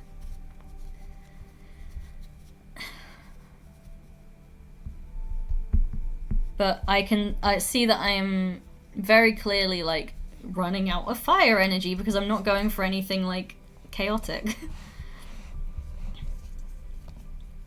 Yeah, the third one is just, like, horrible because that is specifically being like, we're gonna use the thing that you didn't really like, the mortal servants thing, and use it against you. I think if I was going to pick one of the negative ones, this one is better because it's vague. It's basically like, you know, we all have eternal life. They're gonna punish you one way or another. But if I don't specify exactly what's going to happen, then, like, you might be able to be prepared for it.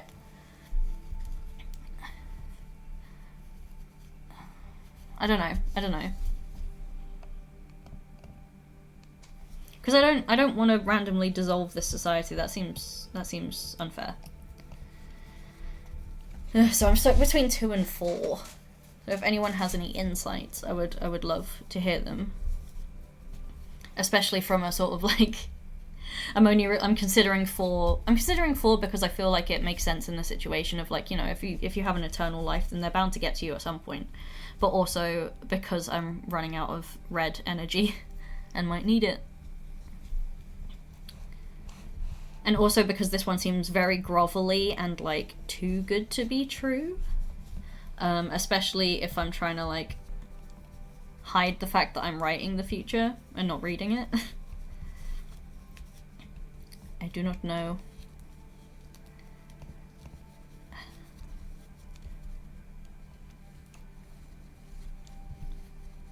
I think I might have to make the hard decision and go with 4. So if I will eat a cookie. Insight, okay. Feeling the second one more. The last one still seems like a dire future is at hand. But the second one does seem too good to be true as well. Yeah. And I get what you mean. Then again, especially the way you worded it, the card is dire vision. And I feel like if I saw that card and based on my knowledge of symbolism, I would look at that card, be like, oh shit, we're going to spend a lot of the rest of our lives putting out fires. That fits more with something like they're going to get to you eventually, rather than everything's going to be fine. So I think I might go with this one. But thank you very much for your input. I think if the second one was worded slightly differently, if it was like they eventually realize the error of their ways and start looking into the research themselves, or dismiss all of their mortal servants, or, like, stop rebirthing each other as mortals, then maybe. But I feel like because it's such a 180, it just seems disingenuous to pick that one. So I'm gonna go with this one. A hard one to decide indeed, yeah.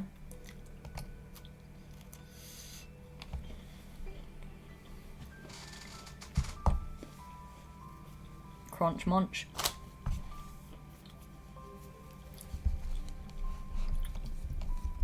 There's no escaping them then. Even with a new coven, a greater coven than theirs, we will still be punished. Hey, provided it doesn't kill you, immortality has infinite chances in store. This is exactly what I mean. Like, I was very vague. So this could be like millions of years in the future and they can be prepared. Look at me. I'm just coming out of a 200-year-long exile. I see. Finding balance is good, in my opinion. You may be right, yes. Okay. Thank you for looking into our future. Somehow it's less bleak than I expected. Okay, that's good. That's good. Even if I know there are still many hardships ahead. Thank you, really. For now, I'll focus on showing proper gratitude for you having taken us in. You are saving our lives in more than one sense. I hope everything works out for you all in the end. Damn. Okay. Oh my gosh, many informants returning.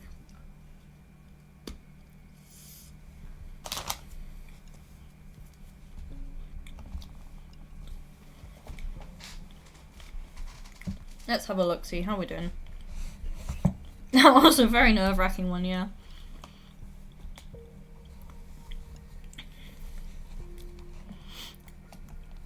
Okay, Winova's back. Oh no, she couldn't find an ally. Bless. I'm a bit out of my depth with this, to be honest. Can I help you with something simpler, maybe? Oh, bless her. Okay, what's, Abramar got for me? Oh yeah, he went to dig up dirt. I forgot about this. He was on his gossip mission. Found something a bit worrying about our friend Jasmine. Presumably with the best of intentions, but still quite unethically in my opinion. Jasmine has been adding some performance enhancers to her mixtures. If these are the correct numbers, then yes, we are just about in the lead. Trying to make Adana happy and life easier for her sisters, she's been spiking the dried leaves and other infusions she provides the coven with. Spiking it with what? It was all with the purpose of helping everyone meet their quarterly controls, but still to do so covertly. What if someone had an allergy? Apparently some witches discovered that their mixtures were altered, but Jasmine apologized and asked them to keep it hushed up, promising she wouldn't do it again. Jeez. If we reveal this in a debate, I'm sure it'll cause quite the damage. But it may damage your friendship too. In any case, here's the info. It doesn't hurt to know more about our rivals. To be fair, I am all for cutting ties with Jasmine, because comparatively to Dahlia, when we spoke to them all about the fact we were running, and when we spoke to them separately, Jasmine has shown tendencies of being a jealous and controlling friend, and I don't think she's very nice. And spiking anything with anything is never a good idea. Exactly. Like, I realized I said, so what if someone had an allergy, and then was like, oh yeah, they're immortal, but like, still. You don't know how that could have affected someone. It could have, like, messed up their energies and messed up the spell work they were doing and caused a disaster. Okay, cool. That information will come in useful. I think that people are gonna need to know that.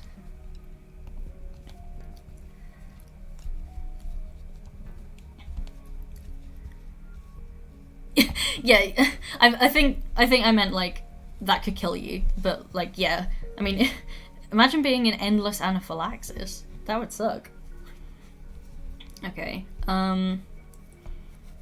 so Nova wasn't able to find allies and opportunities and has already promoted our program. I think I might ask her to harvest energy if she's able to, because I feel like that is an easier thing to do for her. Harvesting energy, how exciting. I'll bring lots of it. I don't think just because they're immortal means it's fine, right? Yeah, no, I know. Yeah, no, it would still fucking suck. I just found it quite funny that my immediate response was, what if they're allergic? And then I was like, they can't die from allergies. But it would still suck, and like I said, it could cause like a mismatch in energies for their spell work and cause a disaster. And also just a breach of trust. Okay, so yes, we are ever so slightly in the lead, which is nice. Okay.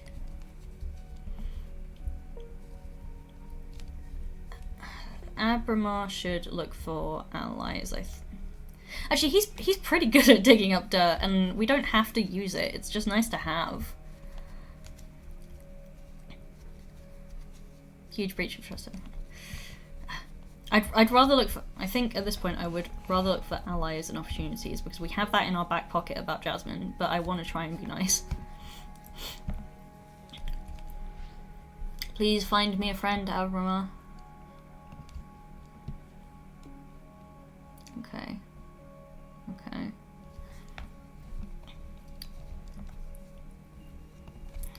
Who was here first? I think it was the star thing. Ah, yes. Rangimarie, or Rangimarie, not entirely sure how to pronounce it. Inside your mind, there's a kaleidoscope refracting every possible path, and you are the roadkeeper. Okay, just for that... Cringe. I know you're a poet, but ooh!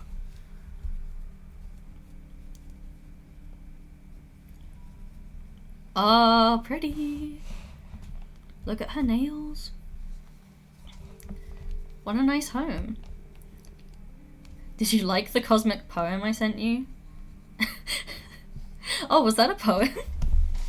Lol. Let it sink in, it'll grow on you. Oh, nice! Poetry is lovely, I just do think it was a bit, what's the word I'm looking for? Just a bit much to, like, introduce yourself to someone for the first time by essentially writing them a poem. That sink in. Nice. So...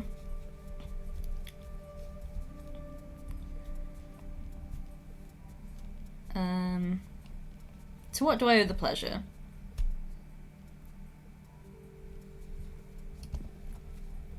Shh. Let it sink in. What? Inside your mind there's a kaleidoscope. Don't read me the poem you just sent me. It's still sinking. Refracting every possible pay attention.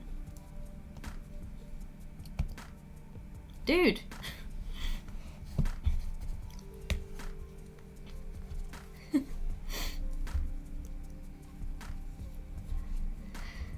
And I am the roadkeeper? Powerful, huh? Look, I don't want to be rude, I'd normally enjoy this kind of weird game, but we're a bit swamped at the moment with the coming elections. So, what can I do for you? Yeah, like, as far from how I understand it, she's here to potentially be an ally. I want to support your cause. Oh, okay. You're not from our coven though, right? Why did you decide to support us? I like your team. I'd like for you to be in power. Thank you. What is it that you find interesting about our program? The vibe. Okay. I see. And what were you thinking in terms of support? Why, a cosmic poem, of course. Oh, I heard they're all the rage amongst the younger witches, right? Which I think I am once again having issues with the novices, so... That's good to know. Yes. And soon among every witch, once I manage to break through their sour skepticism. Cosmic poetry is not just about the words. They're thought-birthing spells, but they can only penetrate welcoming minds. Oh, okay, so that's why it wasn't doing anything for me, I guess. Unlike traditional art, they need your consent to make an impact. It's the most ethical form of creation. Okay, interesting concept. So I guess because the novices are wanting to learn as much as they can, and they aren't, like, jaded, they're, like, open to everything, and therefore care more about the poetry. And you're saying that you'd like to compose a cosmic poem to boost our campaign. That's it. I would only require 5 units of every element, 5 of all of them. The optics of buying off of a celebrity, though. That is a good point. But also, essentially, this is like me... This is like... I still think it'd be interesting to talk about optics, though. I think I have enough. purely based on that one. I think based on that, this kind of mean answer that I gave to Zero that gave me the fire energy, I think I have enough. What? Buying off? What an ugly concept. That's not at all what's going on here. I genuinely want to support you of my own accord. The thing is, as I said, cosmic poems are actually spells, so they need magic to be crafted. I'm only requiring you to cover the costs of the enchantment. I won't be making any profit.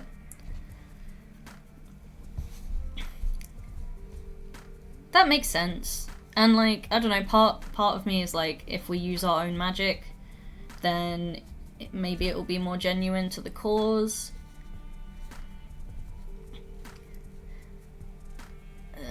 People, like, If I say why not use your own magic, that's very presumptive. So me and Bug just finished watching Hustle, and they always say that there are people out there who always want something for nothing, and that's what this is giving. If I was like, why don't you use your own magic to do it?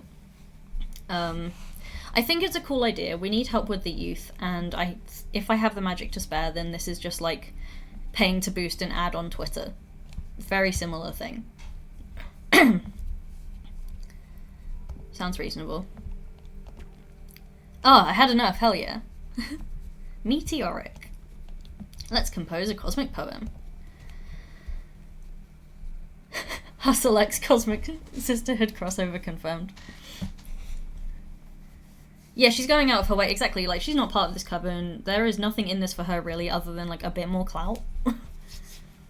It doesn't affect her, like, it's not like she's like, oh, one of the parts of your manifesto affects the way that I work, and therefore I want you to be in power. Because it doesn't affect her. I've heard wonders about your divination. I wonder if we could use it for something avant-garde. Oh, what do you have in mind? Instead of actually writing the poem, let's peek into the future to see how it's going to end up. But that is writing the poem. And we can skip all the pain of actually pondering every single word. Oh, a paradoxical cosmic poem. If we peek at how it will look after going through all the process and iterations, we wouldn't need to have actually put that work in. Avant-garde, like the Pokemon gym leader. Yes, like Brassius. Yes, isn't it beautiful? It's a paradox. My atoms shake at the mere thought. I dig it, yeah. Okay, cool. Fortuna is way more chill with that than I thought. How do we go about this? What if you just draw a card that's like, what page of the dictionary should I turn to? And that will be my prompt. Okay, so cosmic poems are composed of 3 important elements. I'd like you to ask the cards to look into each of them. Also, before we get started, please forget everything you know about human poetry. These are spells unbound by language. In fact, everyone perceives them in their native tongue. So forget about rhyme, metric, and all that bullshit. Well, that makes it easier. It's just vibes. This is the real deal, just powerful ideas. Like a hit tweet. Incredible. What's a tweet? Oh yeah, of course, Fortuna was not alive for Twitter. Oh, you're pre-internet witch, I see. When are you from? I ascended in the early 60s from planet Earth's United States. Right, so like graffiti that you read somewhere and find yourself thinking about it again and again. Gotcha. When are you from, by the way? Nowhere, no when. Literally. I woke up inside a collapsed star, where space and time stopped making sense. I've never been immortal. That's cool. But I really dig the human vibe. Industry plant. Pretending to have a human backstory for the clout. Oh, wow. Is that even possible? Anyway, Cosmic Poems 101. The first and most crucial element is the hook.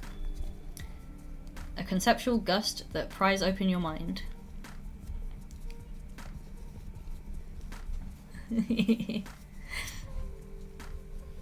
Hit tweet is very good. Oh, yay! I'm excited about the costumes in your Hane Bug. I'll have to come look after stream. I thought I was really close to the end, but like, we've still got 18 cycles left, and I'm not sure I can stream for like longer than 2 hours today, so we might have a 2-part finale.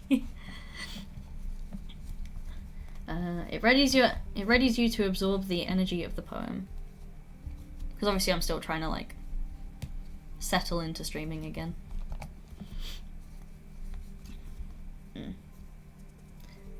Second comes the line. Is this going to be hook, line, and sinker? I thought that was a funny joke, but, like, now we're partway through. A cute and frilly mad outfit.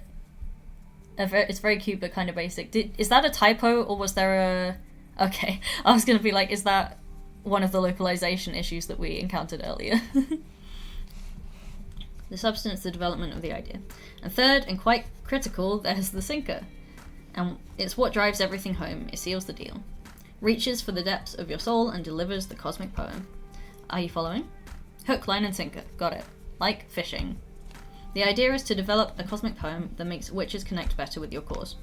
Right, so focus on what inspired you to support us while I shuffle my deck. This is very cool. Oh, we got Victory Road again. Okay. Potentially a grand display of leadership and courage. That is very Fortuna, sort of going against the odds to then run for Coven Leader. No problem with the BRB. The elements of valid retribution. Your grey matter forms a still pond. You march in front of a dozen fire-spewing elephants. Your muscles burn as you climb a column of worship. Okay, this is just writing a poem then. Okay. I really like the valid retribution one because it's very much like that idea of like coming out of exile, waving the flag. Nice. Whoa! Powerful. You better call my attention.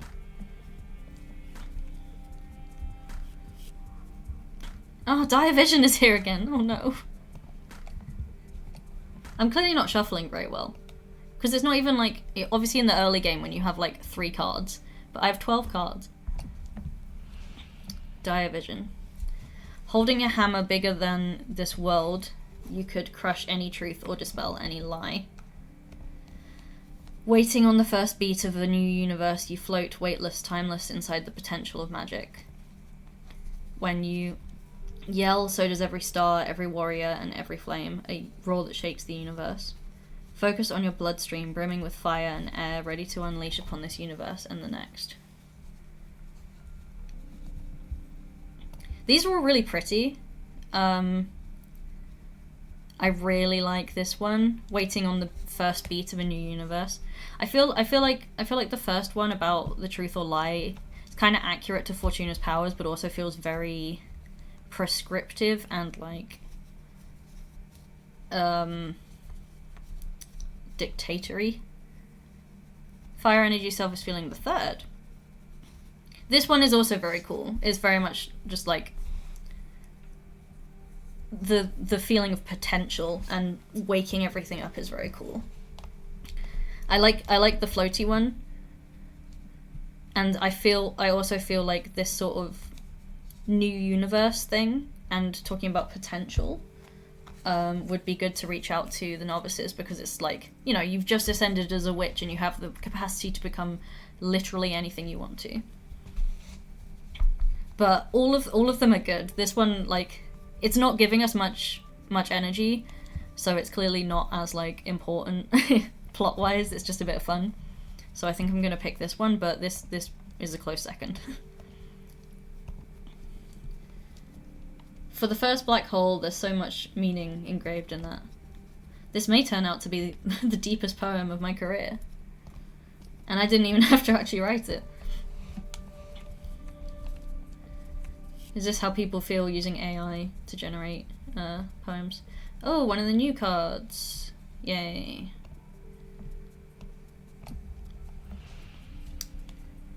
Your old books are filled with lies after all. Okay, that's very much like, accept my new world order.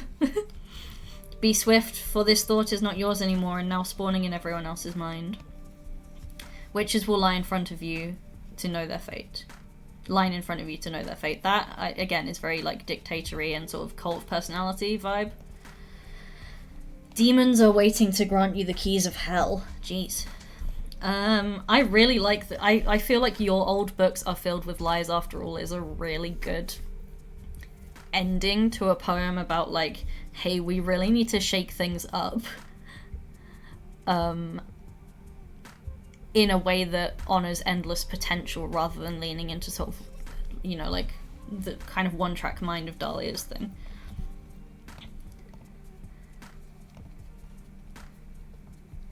I feel like this is my favorite. It's just powerful. Like, from a poem writing stance, this is a great way to end a poem. I haven't written poetry in a very long time, but I guess now I have. That sinker is a game changer. I love it. Hell yeah. Fortuna, this is extremely good. Let me bind everything together in a spell. I can't wait to listen to it. My mind will be welcoming for this one. Haha. Ready? The elements of valid retribution. Waiting on the first beat of a... Waiting on the first beat of a new universe. You float, weightless, timeless inside the potential of magic. Your old books are filled with lies after all. I was really hoping there'd be like a nice art piece that I could use as a thumbnail. This is a masterpiece. Are you feeling it? I fucking love it. I think collectively we did a very good job, and the lines tied together with each other, which is hard when you have ADHD brain and you forgot what line you picked previously. Oh, I love it. Right? It's going to be a sensation. I'm going to start singing it throughout the universe right now. Yes, please. It totally conveys what you're doing here, trust me. I'm out. Good luck with the rest of the race. Thank you for coming and for the poem. Goodbye.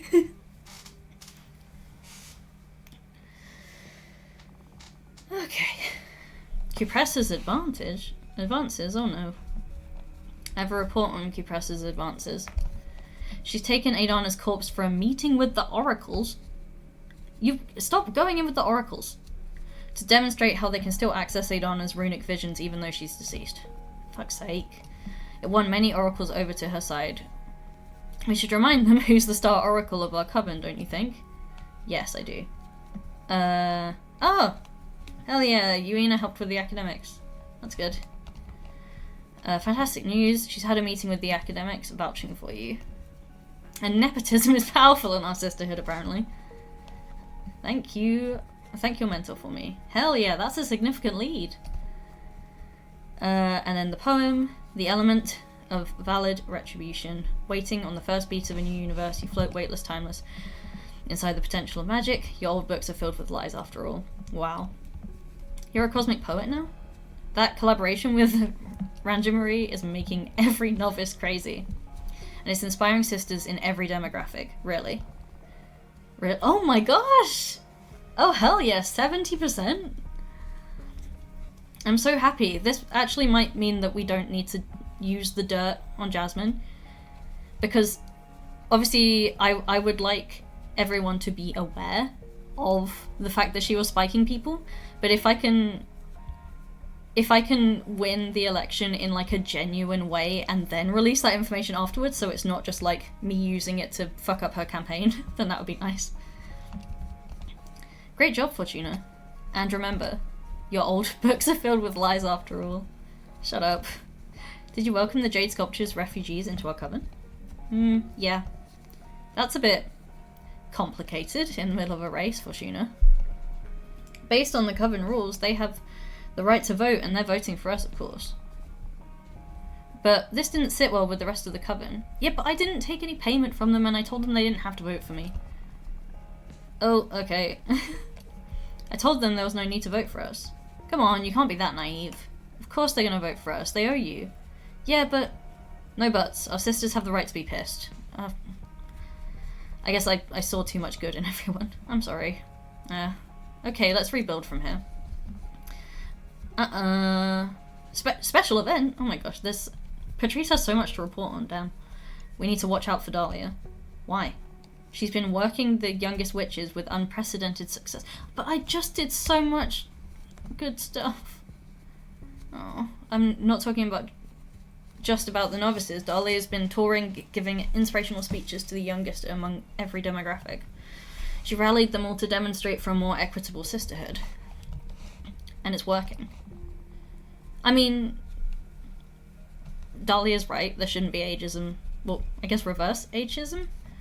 Oh, and also, yeah, the number of voting witches has gone up to 110 now. Vote intention is switching towards Dahlia because of this. I think I made this happen with my cards. Back when Dahlia consulted me about the race, I read about how the best move for her would be to rally the youngest. Oh, fuck. That explains things then. Don't worry, there is nothing much we can do about it now. Let's focus on earning back the trust from our sisters. I did my best. We're still in the lead. It's fluctuated a lot. It has fluctuated a lot. I was wondering if this would show me, like, tactics, but no. Okay. Am I able to speak to this person before sending Patrice back out?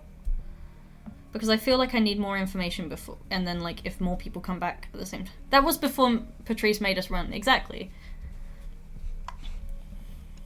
And when I was like, hey, I want Dahlia to win. Can I speak to this person before I speak to Patrice? Jean Raisha, is this the maths person? To the attention of which Fortuna, it's the moment of truth. Let's confirm whether our paths align or diverge. Jeez, okay. Well, if it's the maths person, I believe she's friends with Patrice. Maybe Patrice being in the room will make a difference?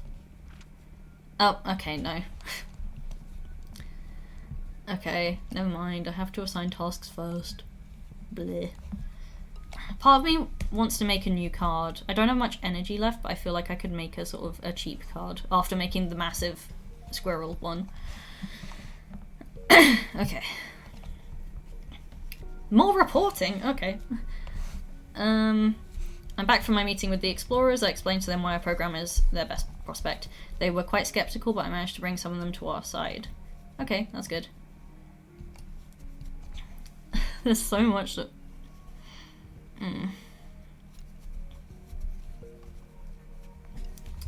Okay, how we... Can I never mind? I need to look at shit again. Okay. We're doing alright with the oracles. It might be worth trying to actually sway some of the warriors? Maybe? I might as well give it a go. It would be an unprecedented tactic, but I would like to try it. Promote our program to the warriors. I'll do my best. Yeah, ganbate. Okay. Now I can make a card and then speak to maths lady. I think if I don't finish the game, I will probably be streaming until about 10 UK time, so for another 40 minutes. Mm-hmm.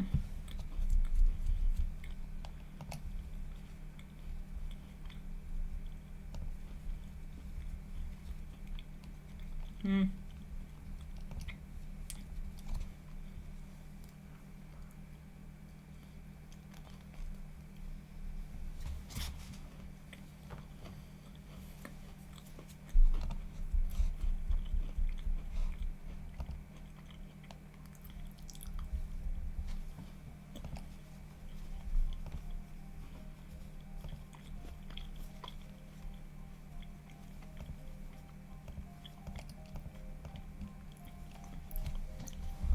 I feel like massive star that housed a behemoth is a pretty cool starting point. So then I can have a base of fire and earth and then build on it with air and water because that's what I have like the majority of.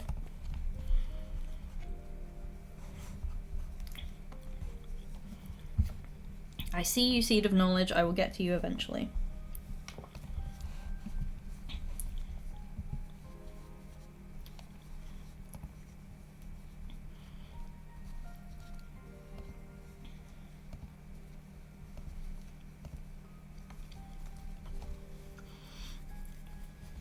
I feel like putting a bartender in the middle of a star would be quite funny. It's a vibe.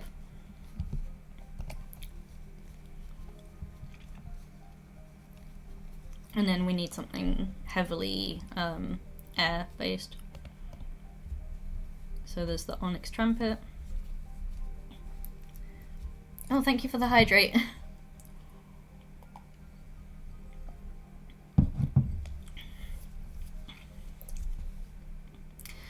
Thematically, the Minister of Secrets might be quite fun. Specifically because of the whole thing of, like, bartenders listening to their patrons' worries. So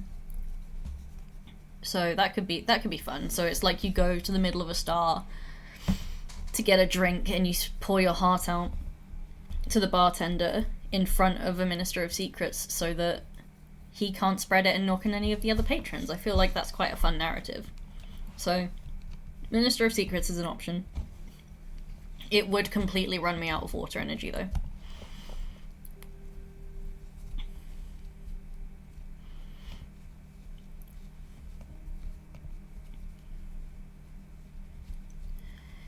I don't like the Arbiter book because it's a cop book.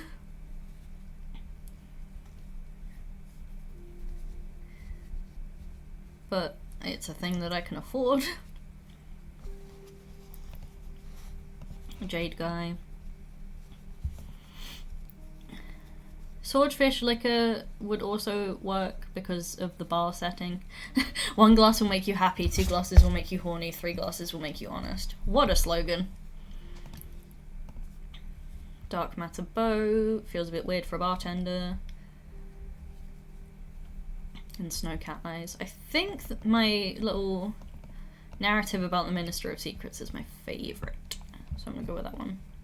Even though it runs me out of water.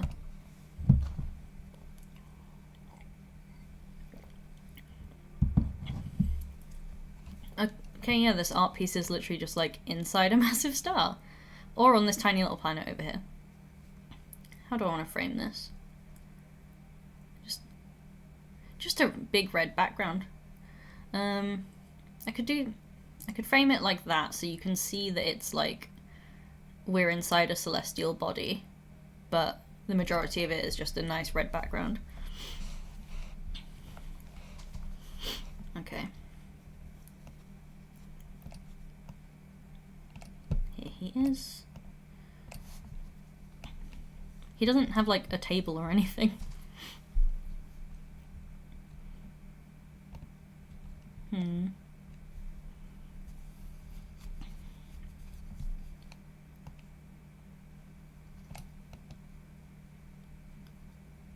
I being silly? Oh no, that works, okay.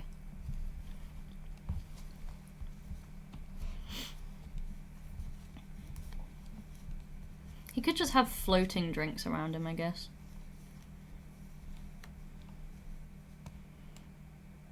I quite like the idea of like building a tower of these jars to hold the snaky guy on. And maybe one of the snaky guys has a drink.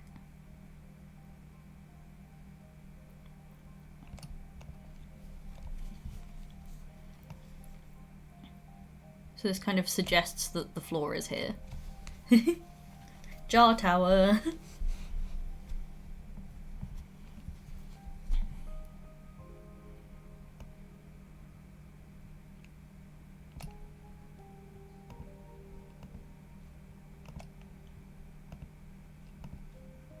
Why is that not going back far enough? Okay, there we go. The snake can continue to coil down into these jars.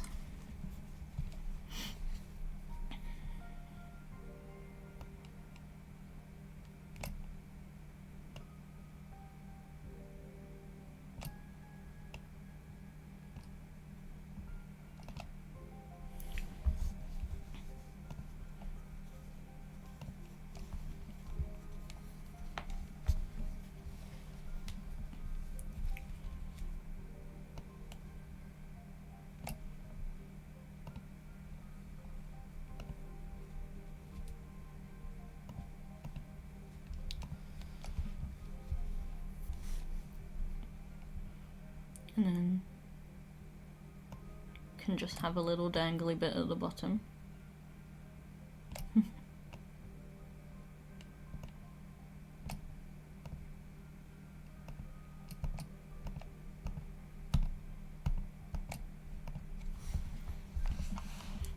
This is a silly idea. I like it though. And then the top of it can be a little drinks table. Put the wine glass up there. Bottle of wine.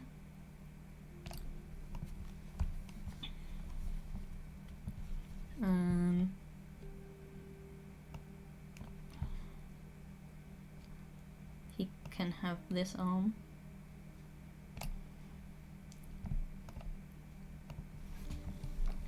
And can be holding a glass, I think.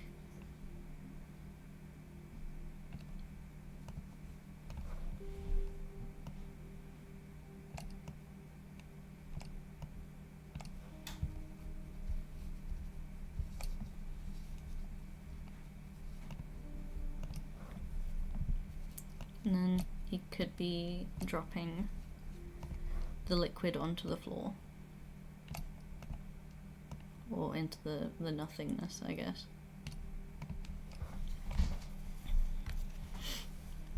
Yeah, I like him. I like him. I think he's cool.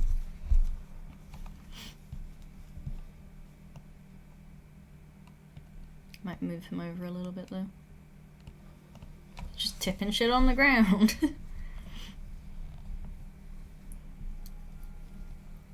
And then, just because I like adding these extra little snaky bits, can be poking out the side of the card.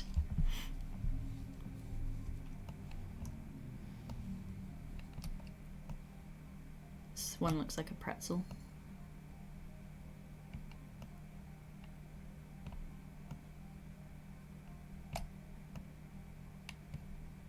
Ooh. There we go. Random snaky bits. I'm happy with that. My very silly pile of jars. Aviation. Interesting. There's no planes here. The energy of the star is fierce. Crossing paths with the haunted soul can beget calamity. Witness to many kinds of love, the bartender can channel hidden feelings. The minister of secrets veils the inner truths of the heart. Judgment, test, communication, peace, rejection, bad omen, yearning, passion.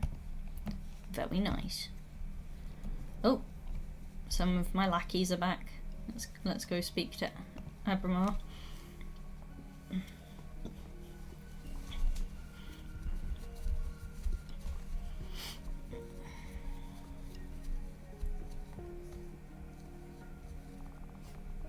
Stretch. Oh, thank you, baby. I do a little stretch.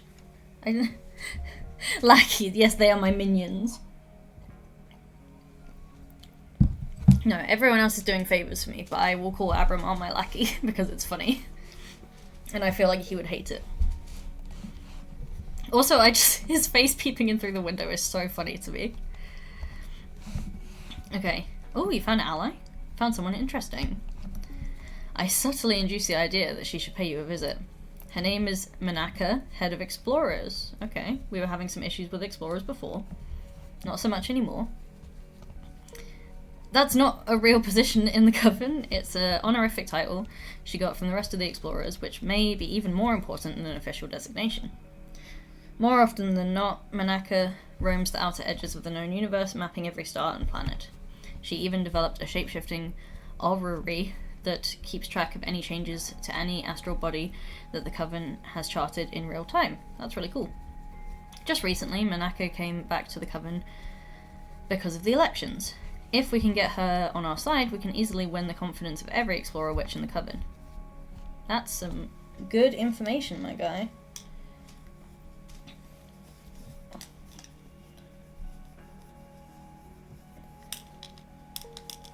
She's got that cosmic knowledge. I was going to say worldly knowledge because she travels a lot, but I guess it's more like intergalactic knowledge. Okay. I need some energy, please. Thank you.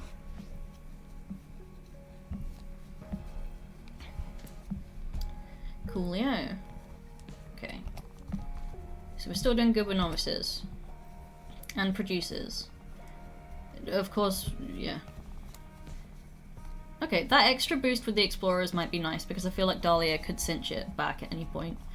The academics is still just like, I don't know what the fuck is going on there. The oracles we're still good with. Okay. Okay, now we speak to the maths lady.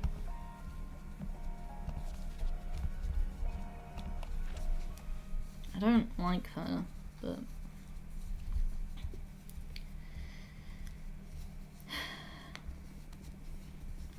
So you didn't only choose the wrong side, you went as far as to found your own party just to make the same mistake. Good day to you too. I'm going to do everything in my power to stop you. Whoa, coming on strong. You came all this way just to declare war? Yes. Oh god. This is the person who invented the, like, truth discs, I think is what they were called. And was like, they were spying on people. Super. To begin with, you can forget about getting any votes from the academics, and then I'll start working on the other factions.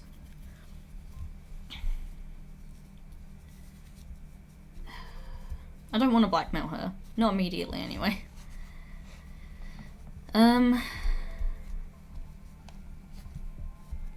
I think we can stand our ground. Like, we have a pretty strong manifesto, and so far it's been going okay. I don't want to immediately cave and be like, compromise. Do your worst. We're not afraid. You will be soon. See you in Congress. Oh, okay. Fuck me then, I guess. Oopsie. Okay, okay. Cool. Oh, a bug. But also, Nova's back. Yippee. Hope this works. I extracted this energy from my peppers. Oh, thank you. Maybe a bit spicy. Hope you like it. Thank you, Nova.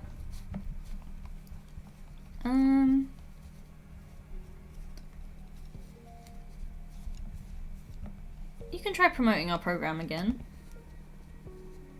Maybe preemptively the academics? Yes, a bug. Exciting! I'll go and spread the good word, absolutely. Okay, she's still happy to do that, so that's fine. It's a bug.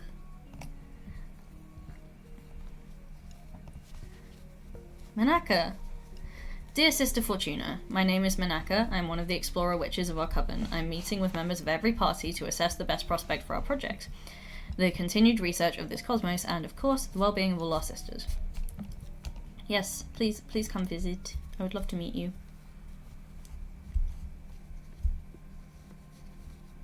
Cool skateboard.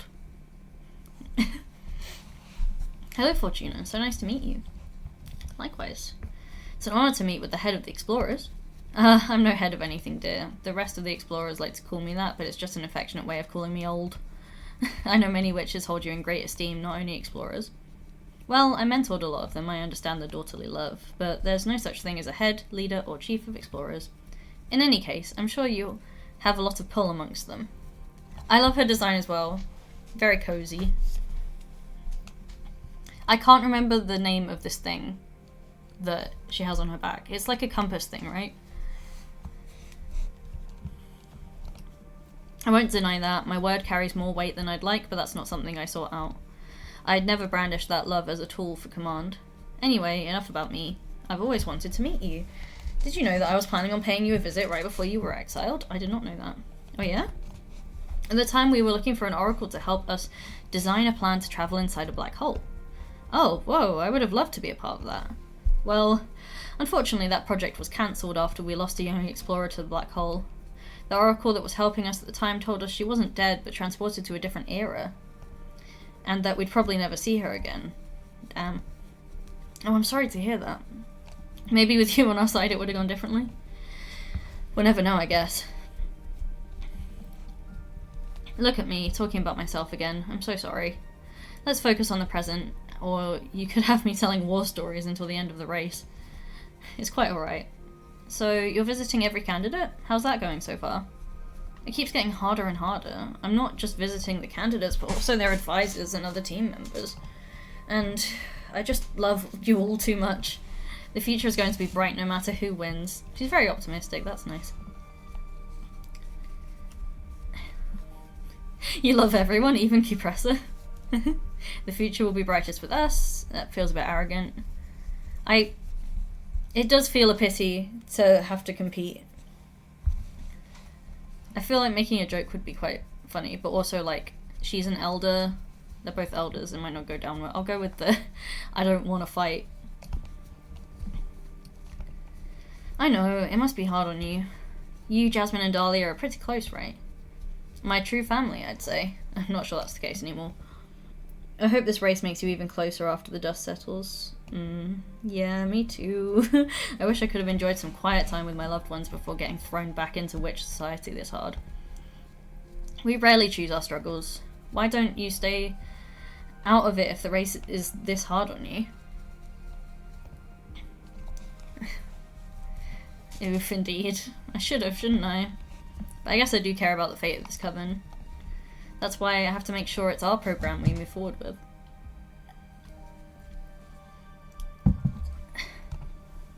Ah. The clash of friendship and conviction. So tell me, is there a way to count on your support? Heh, so blunt. That's a good sign. It's not that there's something specific you can do to get my vote. But yours is the only party with an oracle in it. I'm curious about that. So, if it's not rude to ask, I'd like to experience your divination. Specifically, how it may benefit the everlasting task of charting this universe. What did you have in mind? I feel like I could do a good reading. A simple request. Tell me about somewhere I haven't been. Not so simple considering you're famous for having been everywhere. Everywhere known, at least. I guess there's no harm in writing up a place for Manaka to find. Should I overdo it and impress her, or should I stick to her request? Given that I think I maybe answered wrong with Generatia, I think I might play this one safe, because, like, I don't want to fuck it up, and she seems really nice. I don't want to... Again, I don't want to create something that's too good to be true, because I really... I feel like we said that, like, if Fortuna wins, she's going to reveal that her power is actually right the future, potentially. But I can't remember if that was the case, because in my mind I feel like that would cause way too many problems. And so I'm kind of playing this in a way where I'm like, I don't want to make things too perfect, because then people will be like, you got that so bang on, and it was so good. I feel like there's something more going on than just reading the future. Pardon me.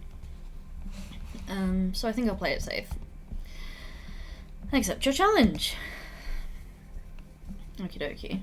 Not a challenge, my dear. Well, you're right, it is a challenge, fair enough. It's alright, I can deliver. Let's ask my deck for somewhere you haven't been. Okay, I'm starting to get excited. Okay. I'm like, let me draw the cosmic wheel, please.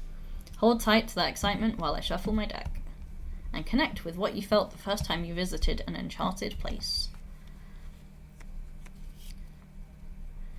This fucking card! 3 times in today's stream.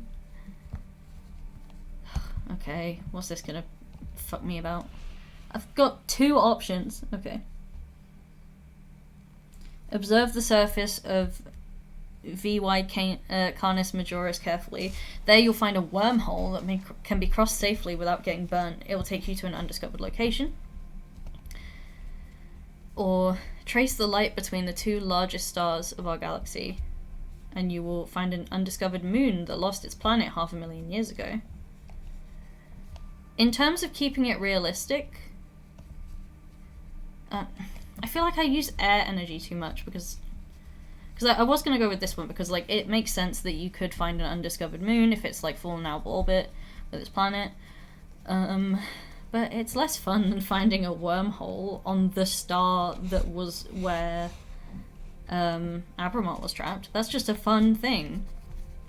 And it's a big star, so it's hard to observe it carefully, so it's highly likely that she's not really looked at it that closely before. And I think wormholes can open and close at different times, so it's not like too unbelievable. So I think I'm gonna go with this one. It's just more fun, and I need some more fire energy, please. Okay. Oh, wow. That is pretty far-fetched. Is it possible, though? Well, it's not impossible. Then you will find it. Are you sure you want to send your elder into one of the largest known stars? Yes. I mean, it sounds funny, but I'm 100% sure. You're going to find that wormhole and you will be able to go through it safely. We do love a wormhole. It's where you live. Very well. I'll bet on your divination. Thank you. I didn't think that'd be that far-fetched. What you just did, it's something else. I'm leaving immediately to explore. Jeez. Can't wait to hear back from you. But I guess if she then goes and finds it, then we'll get her on side. You can bet you will. Thank you so much for indulging me. Okay. Friends are back. Is Patrice here to fucking ruin my day again? Yep, okay. Cupressa, again? I have something worrying to report. Cupressa's been shamelessly parading Adana's corpse around to gather support. Like, I get that she was in love with her, but come on. It may be because they go back way too far, but for some reason the corpse complies with everything Cupressa says. Oh my gosh, she hasn't had that high number since, like, the beginning. This is giving our sisters reason to believe in Cupressa's plan of keeping Adana as some sort of mystic guide. We need to do something. Okay, Jinracia. I understand the meeting with Jinracia didn't go well, right? Yeah, because I said the wrong thing. She's pulling her strings and convincing many academics to support Jasmine. We need to stop her. Let's get to work. Okay. We're still winning. It's taken a lot of power away from Dahlia, oddly.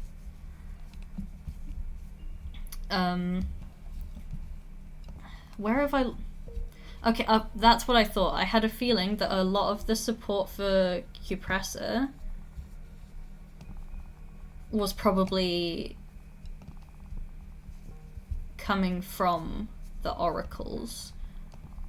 And that does seem to be the case. So I can work on oracles and academics, I think. The explorers should be fine now. Oh, okay. Oh yeah, we tried to get the warriors on side. Warriors aren't an easy lot to talk to. I believe it's better that I steer clear of them. We ended up in a pissing contest that led to no good. They're too loyal to Dahlia anyway. That's fair. I thought that might be the case, but I wanted to give it a shot. Okay. I would like you to challenge an opponent's program.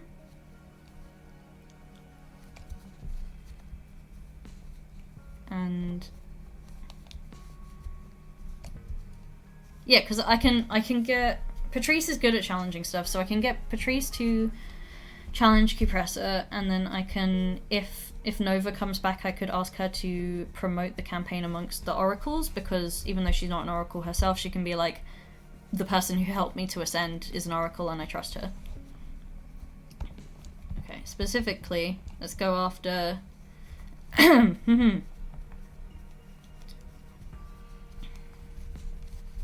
I want to go after the oracles thing.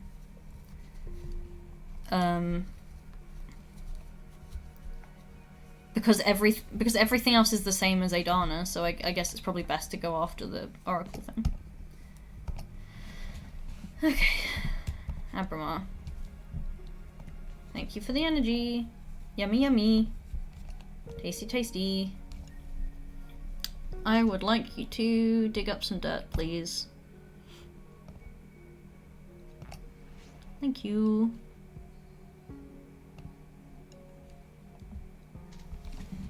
Oh, I don't have any visitors. Okay.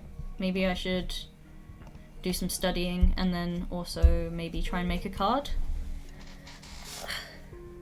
I wish I knew how close I was to the end. The cycles seem to go at different lengths.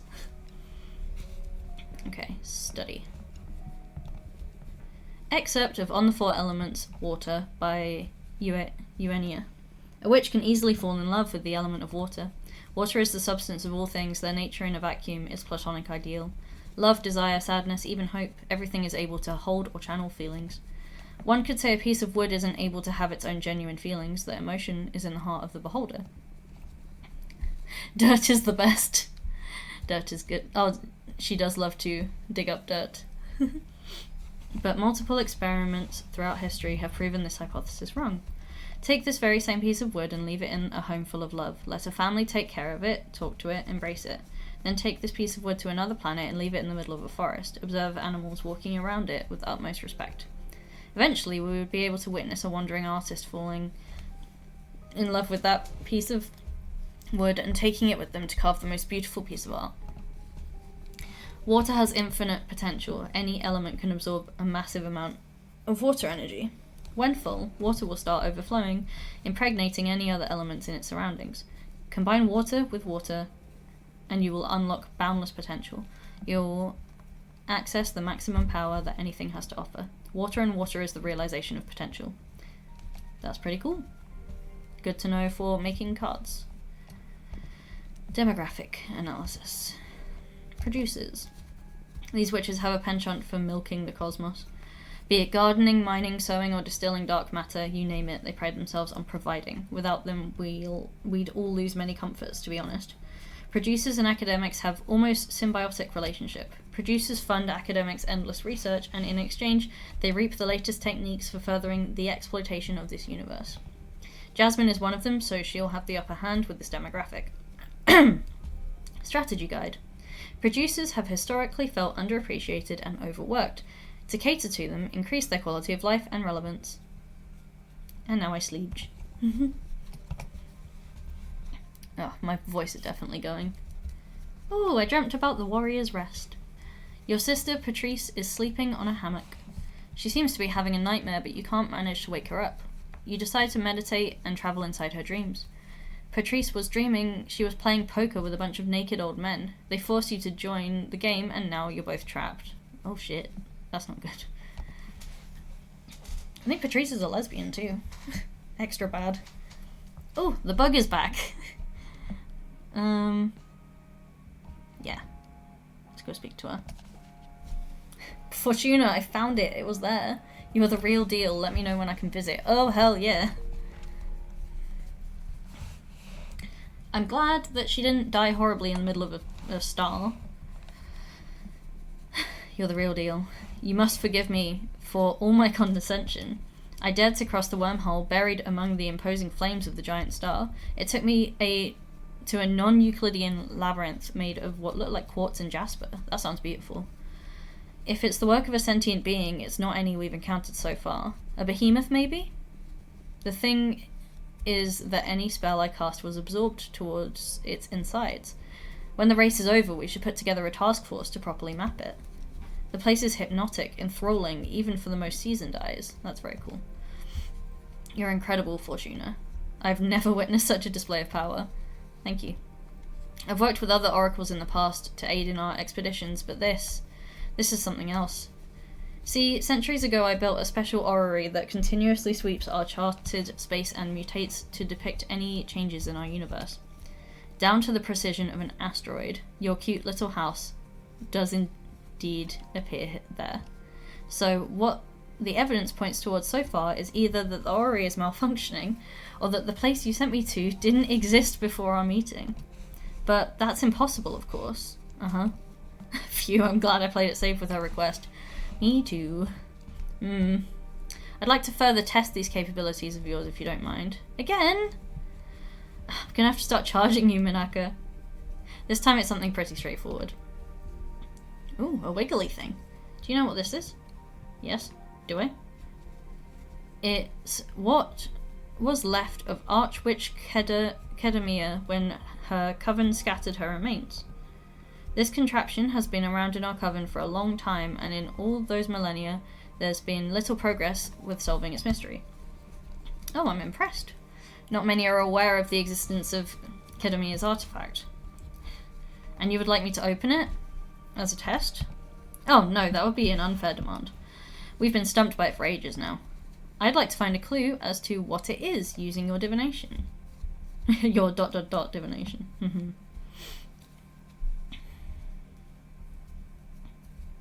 I'm not going to say in what do I get in exchange, like it's pretty clear that she will probably big us up. I don't want to be a dick about it.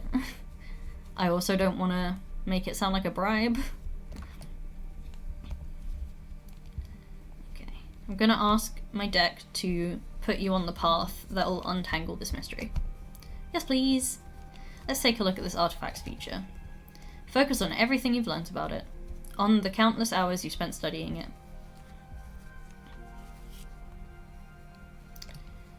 Yay, Opera House. Okay. You need to pierce through Kedamia's entelechy. A witch named Louise can weave you a key to peel off the protective layers. That would be cool. I like Louise. Bring back Louise. Louise is the cool spider witch. You will require the aid of the highest ranking arbiter. She has classified information that will allow you to finally unlock Kedamia's artifact. I don't want to get the cops involved. Study the songbooks of the deer folk. Commit to their culture, and soon enough you will be magically inspired as to how to unravel this mystery. I don't think Kedamia was a deer folk, so this doesn't make much logical sense. The artifact can only be opened by the reincarnation of Archwitch Kedamia. She still hasn't been born, but you will recognize her once you meet her. That's pretty cool, but I like Louise. Louise is cool, and I like Louise. So I'm gonna pick the Louise option. Oh, Louise? You know her? Yes, she trained to be an explorer back when she was a novice, but it didn't work out. She was too absorbed by that entelechy thing. Was more interested in the substance of things than in actual exploration. Louise is one of the kindest souls I've ever known. I would have loved to have her with us. Happy to hear we'll work together again.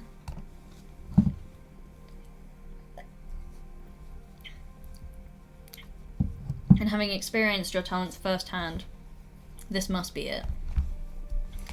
Finally, some progress in Kedamia's mystery. That feels nice. Thank you so much, Fortuna. Also, it feels nice to give Louise a cool thing to do that isn't when Adana tried to get her to start World War III. You surpassed every expectation I had. Even more than that, you made me fall in love with immortality again. Oh, that's lovely.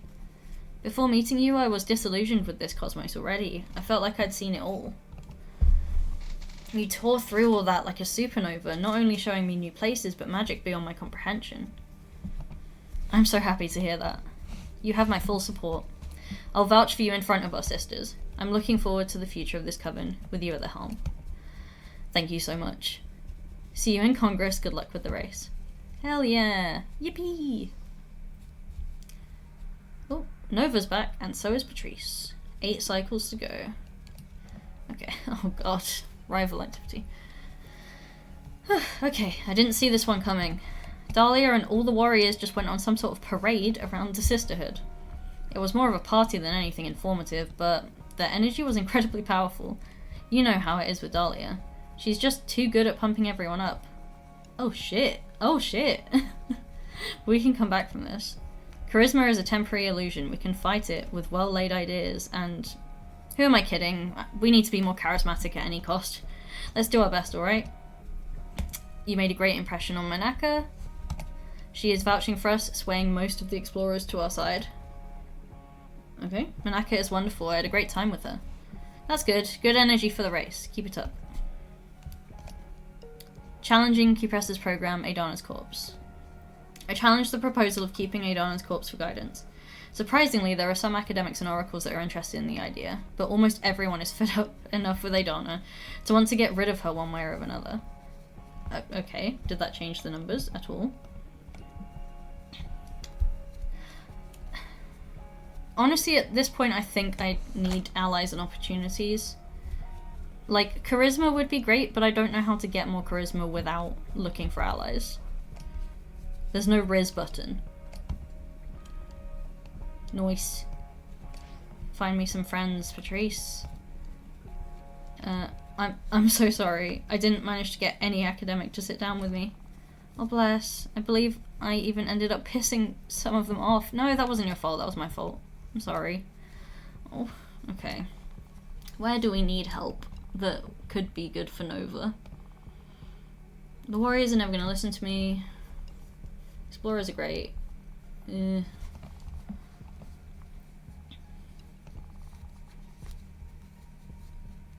let's try getting you to talk to the Oracle then. Can you promote our program with the Oracles, please? Thank you. Okay, let's try making a new card.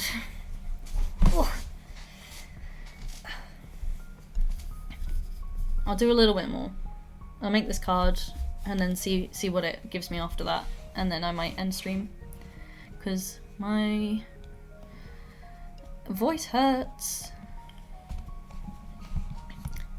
Card time. Okay, we have a lot of energy left again. I feel like I need to do something with the big behemoth thing again. What cool areas do we have? Forgotten Factory is pretty cool. Oh, that's really... This has like the buy flag in the background, which is making me want to use it. Yes, let's go on vibes. Buy vibes. And then I wanted to use the Seed of Knowledge, because I've been ignoring him this whole time.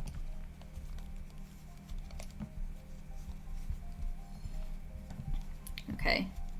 To balance this out a bit more, I should probably put some more water energy into it. What water stuff do I have left? The liquor. This and the snowcat eyes. I feel like the snowcat eyes would fit better, but also for the sake of just for the sake of balance, I don't think it fits that well. So maybe more earth and more fire.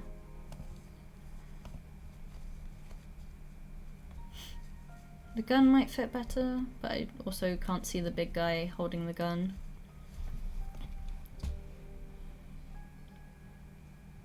The jade guy could be fun.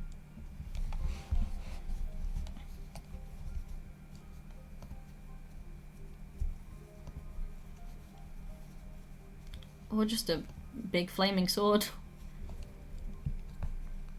Or, oh, this one's pretty good. Yeah, let's go for the fire whip. Oof. Okay, where in the buy area do we want to be?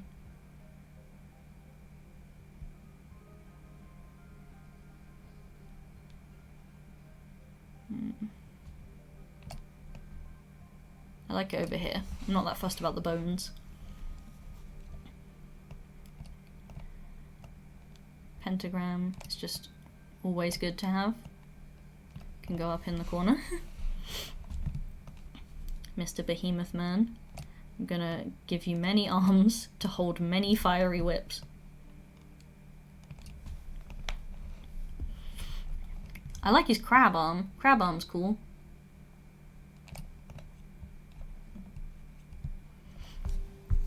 I can give him arms basically coming out of everywhere.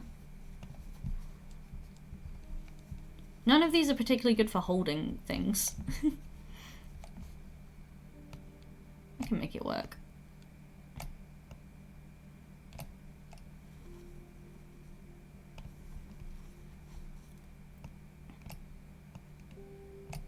I have this flail.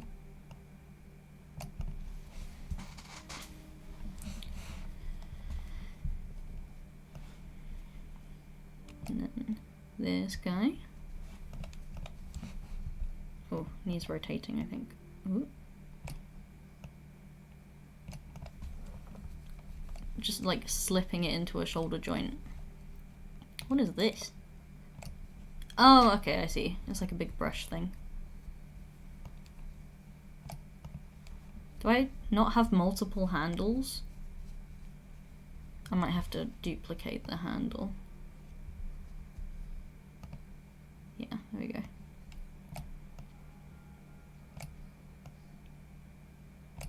Put it in your little pincer hand. And you can have this cool brush thing.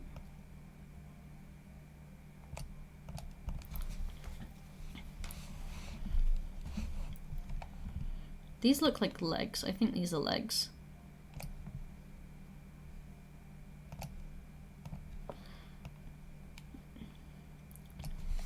Weird little hoof things.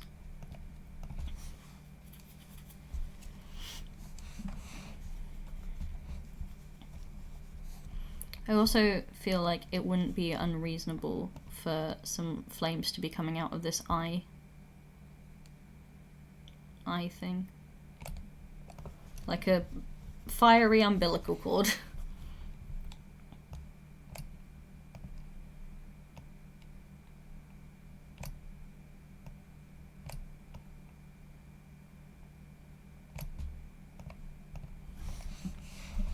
It's just like a silly little crab man, you know?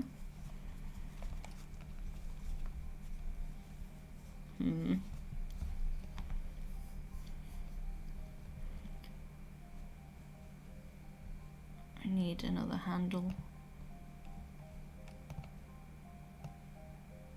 to go here. And this can have many stringy bits. Ooh. It's so hard to resize these sometimes.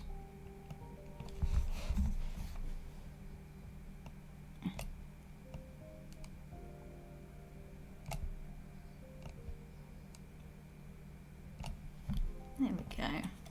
Duplicate. Flip.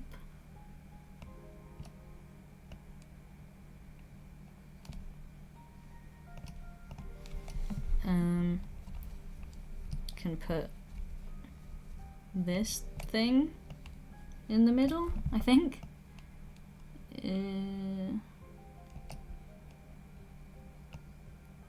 Yeah, that's like curling around.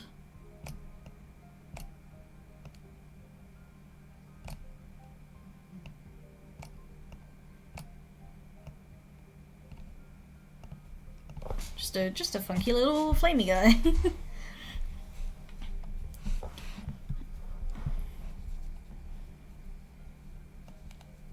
Don't play with fire, kids.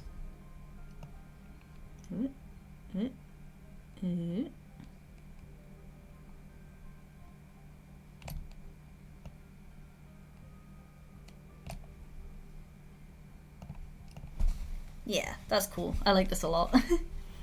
He's just a big flamey monster man. I might be able to slightly... Yeah. I was gonna give him an even amount of arms, but I've decided against that. Yes, very good. Big fan.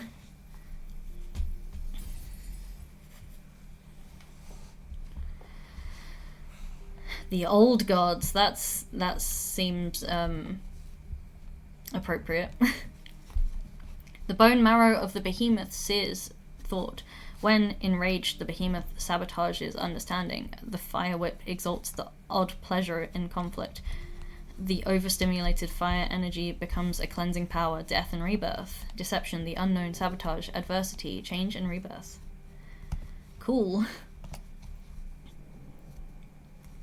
Okay, Mr. Man is back. Let's go speak to Mr. Man. And then I'll probably end stream.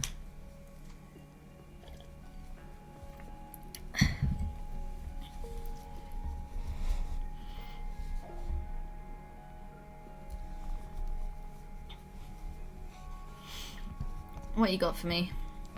Back from my spy mission, I uncovered some history related to Dahlia's work, which we could spin an angle from. Some decades ago, there was this revolt called the Nightmare Uprising that had to be quenched by the Arbiters. Apparently, a group of witches started to tame demons and used them to control several mortal communities. They did so by using demons to infiltrate people's nightmares and alter their minds. The increasing cults started to get out of control, both on Earth and on Deerfolk worlds. Using the power harvested from all the worship, the demon tamers got bold and tried to control the arbitrage office using those very same nightmare incursions. They didn't succeed, of course, but the conflict lasted a couple of years until every single tamer was hunted down. In fact, many of them serve as arbiters today. Anyway, you're probably wondering how Dahlia fits into all this. I bet she made them a weapon. Well, guess who it was that armed that small coven to begin with? our very own Dahlia crafted the demon taming daggers. And while there's nothing illegal about crafting daggers for witches outside our own coven, one could say it was irresponsible to grant them the armament that ultimately led to the Nightmare Uprising. In any case, even though the Arbitrage Office's investigation declared Dahlia absolved of any responsibility, the role she played in that uprising isn't something most witches are aware of. Just bringing it up may have some of our sisters questioning Dahlia's judgment, and to have that kind of debate in the air will surely weaken her support. But I doubt that Dahlia will be happy about anyone airing this issue. Yeah, I think I kind of want to keep her on side, even though she's my biggest opponent right now. Okay, what can you do for me, Abramal?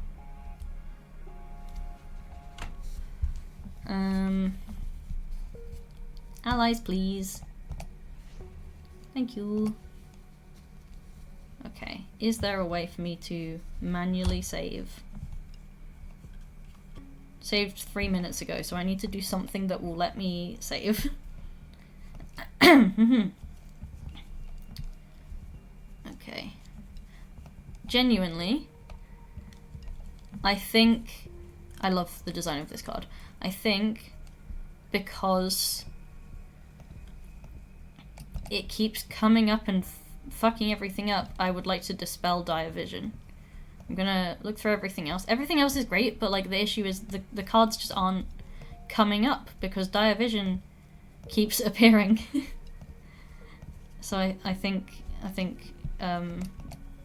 Dire Vision needs to go. Now get some energy back.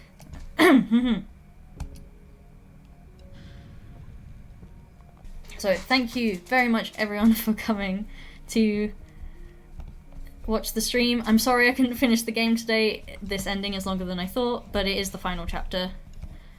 Thank you so much for coming. Remember to continue donating to Medical Aid for Palestinians, enacting BDS, and fighting for a free Palestine in any way that you're able to. Really means a lot. Thank you so much, and I will see you next time. Bye!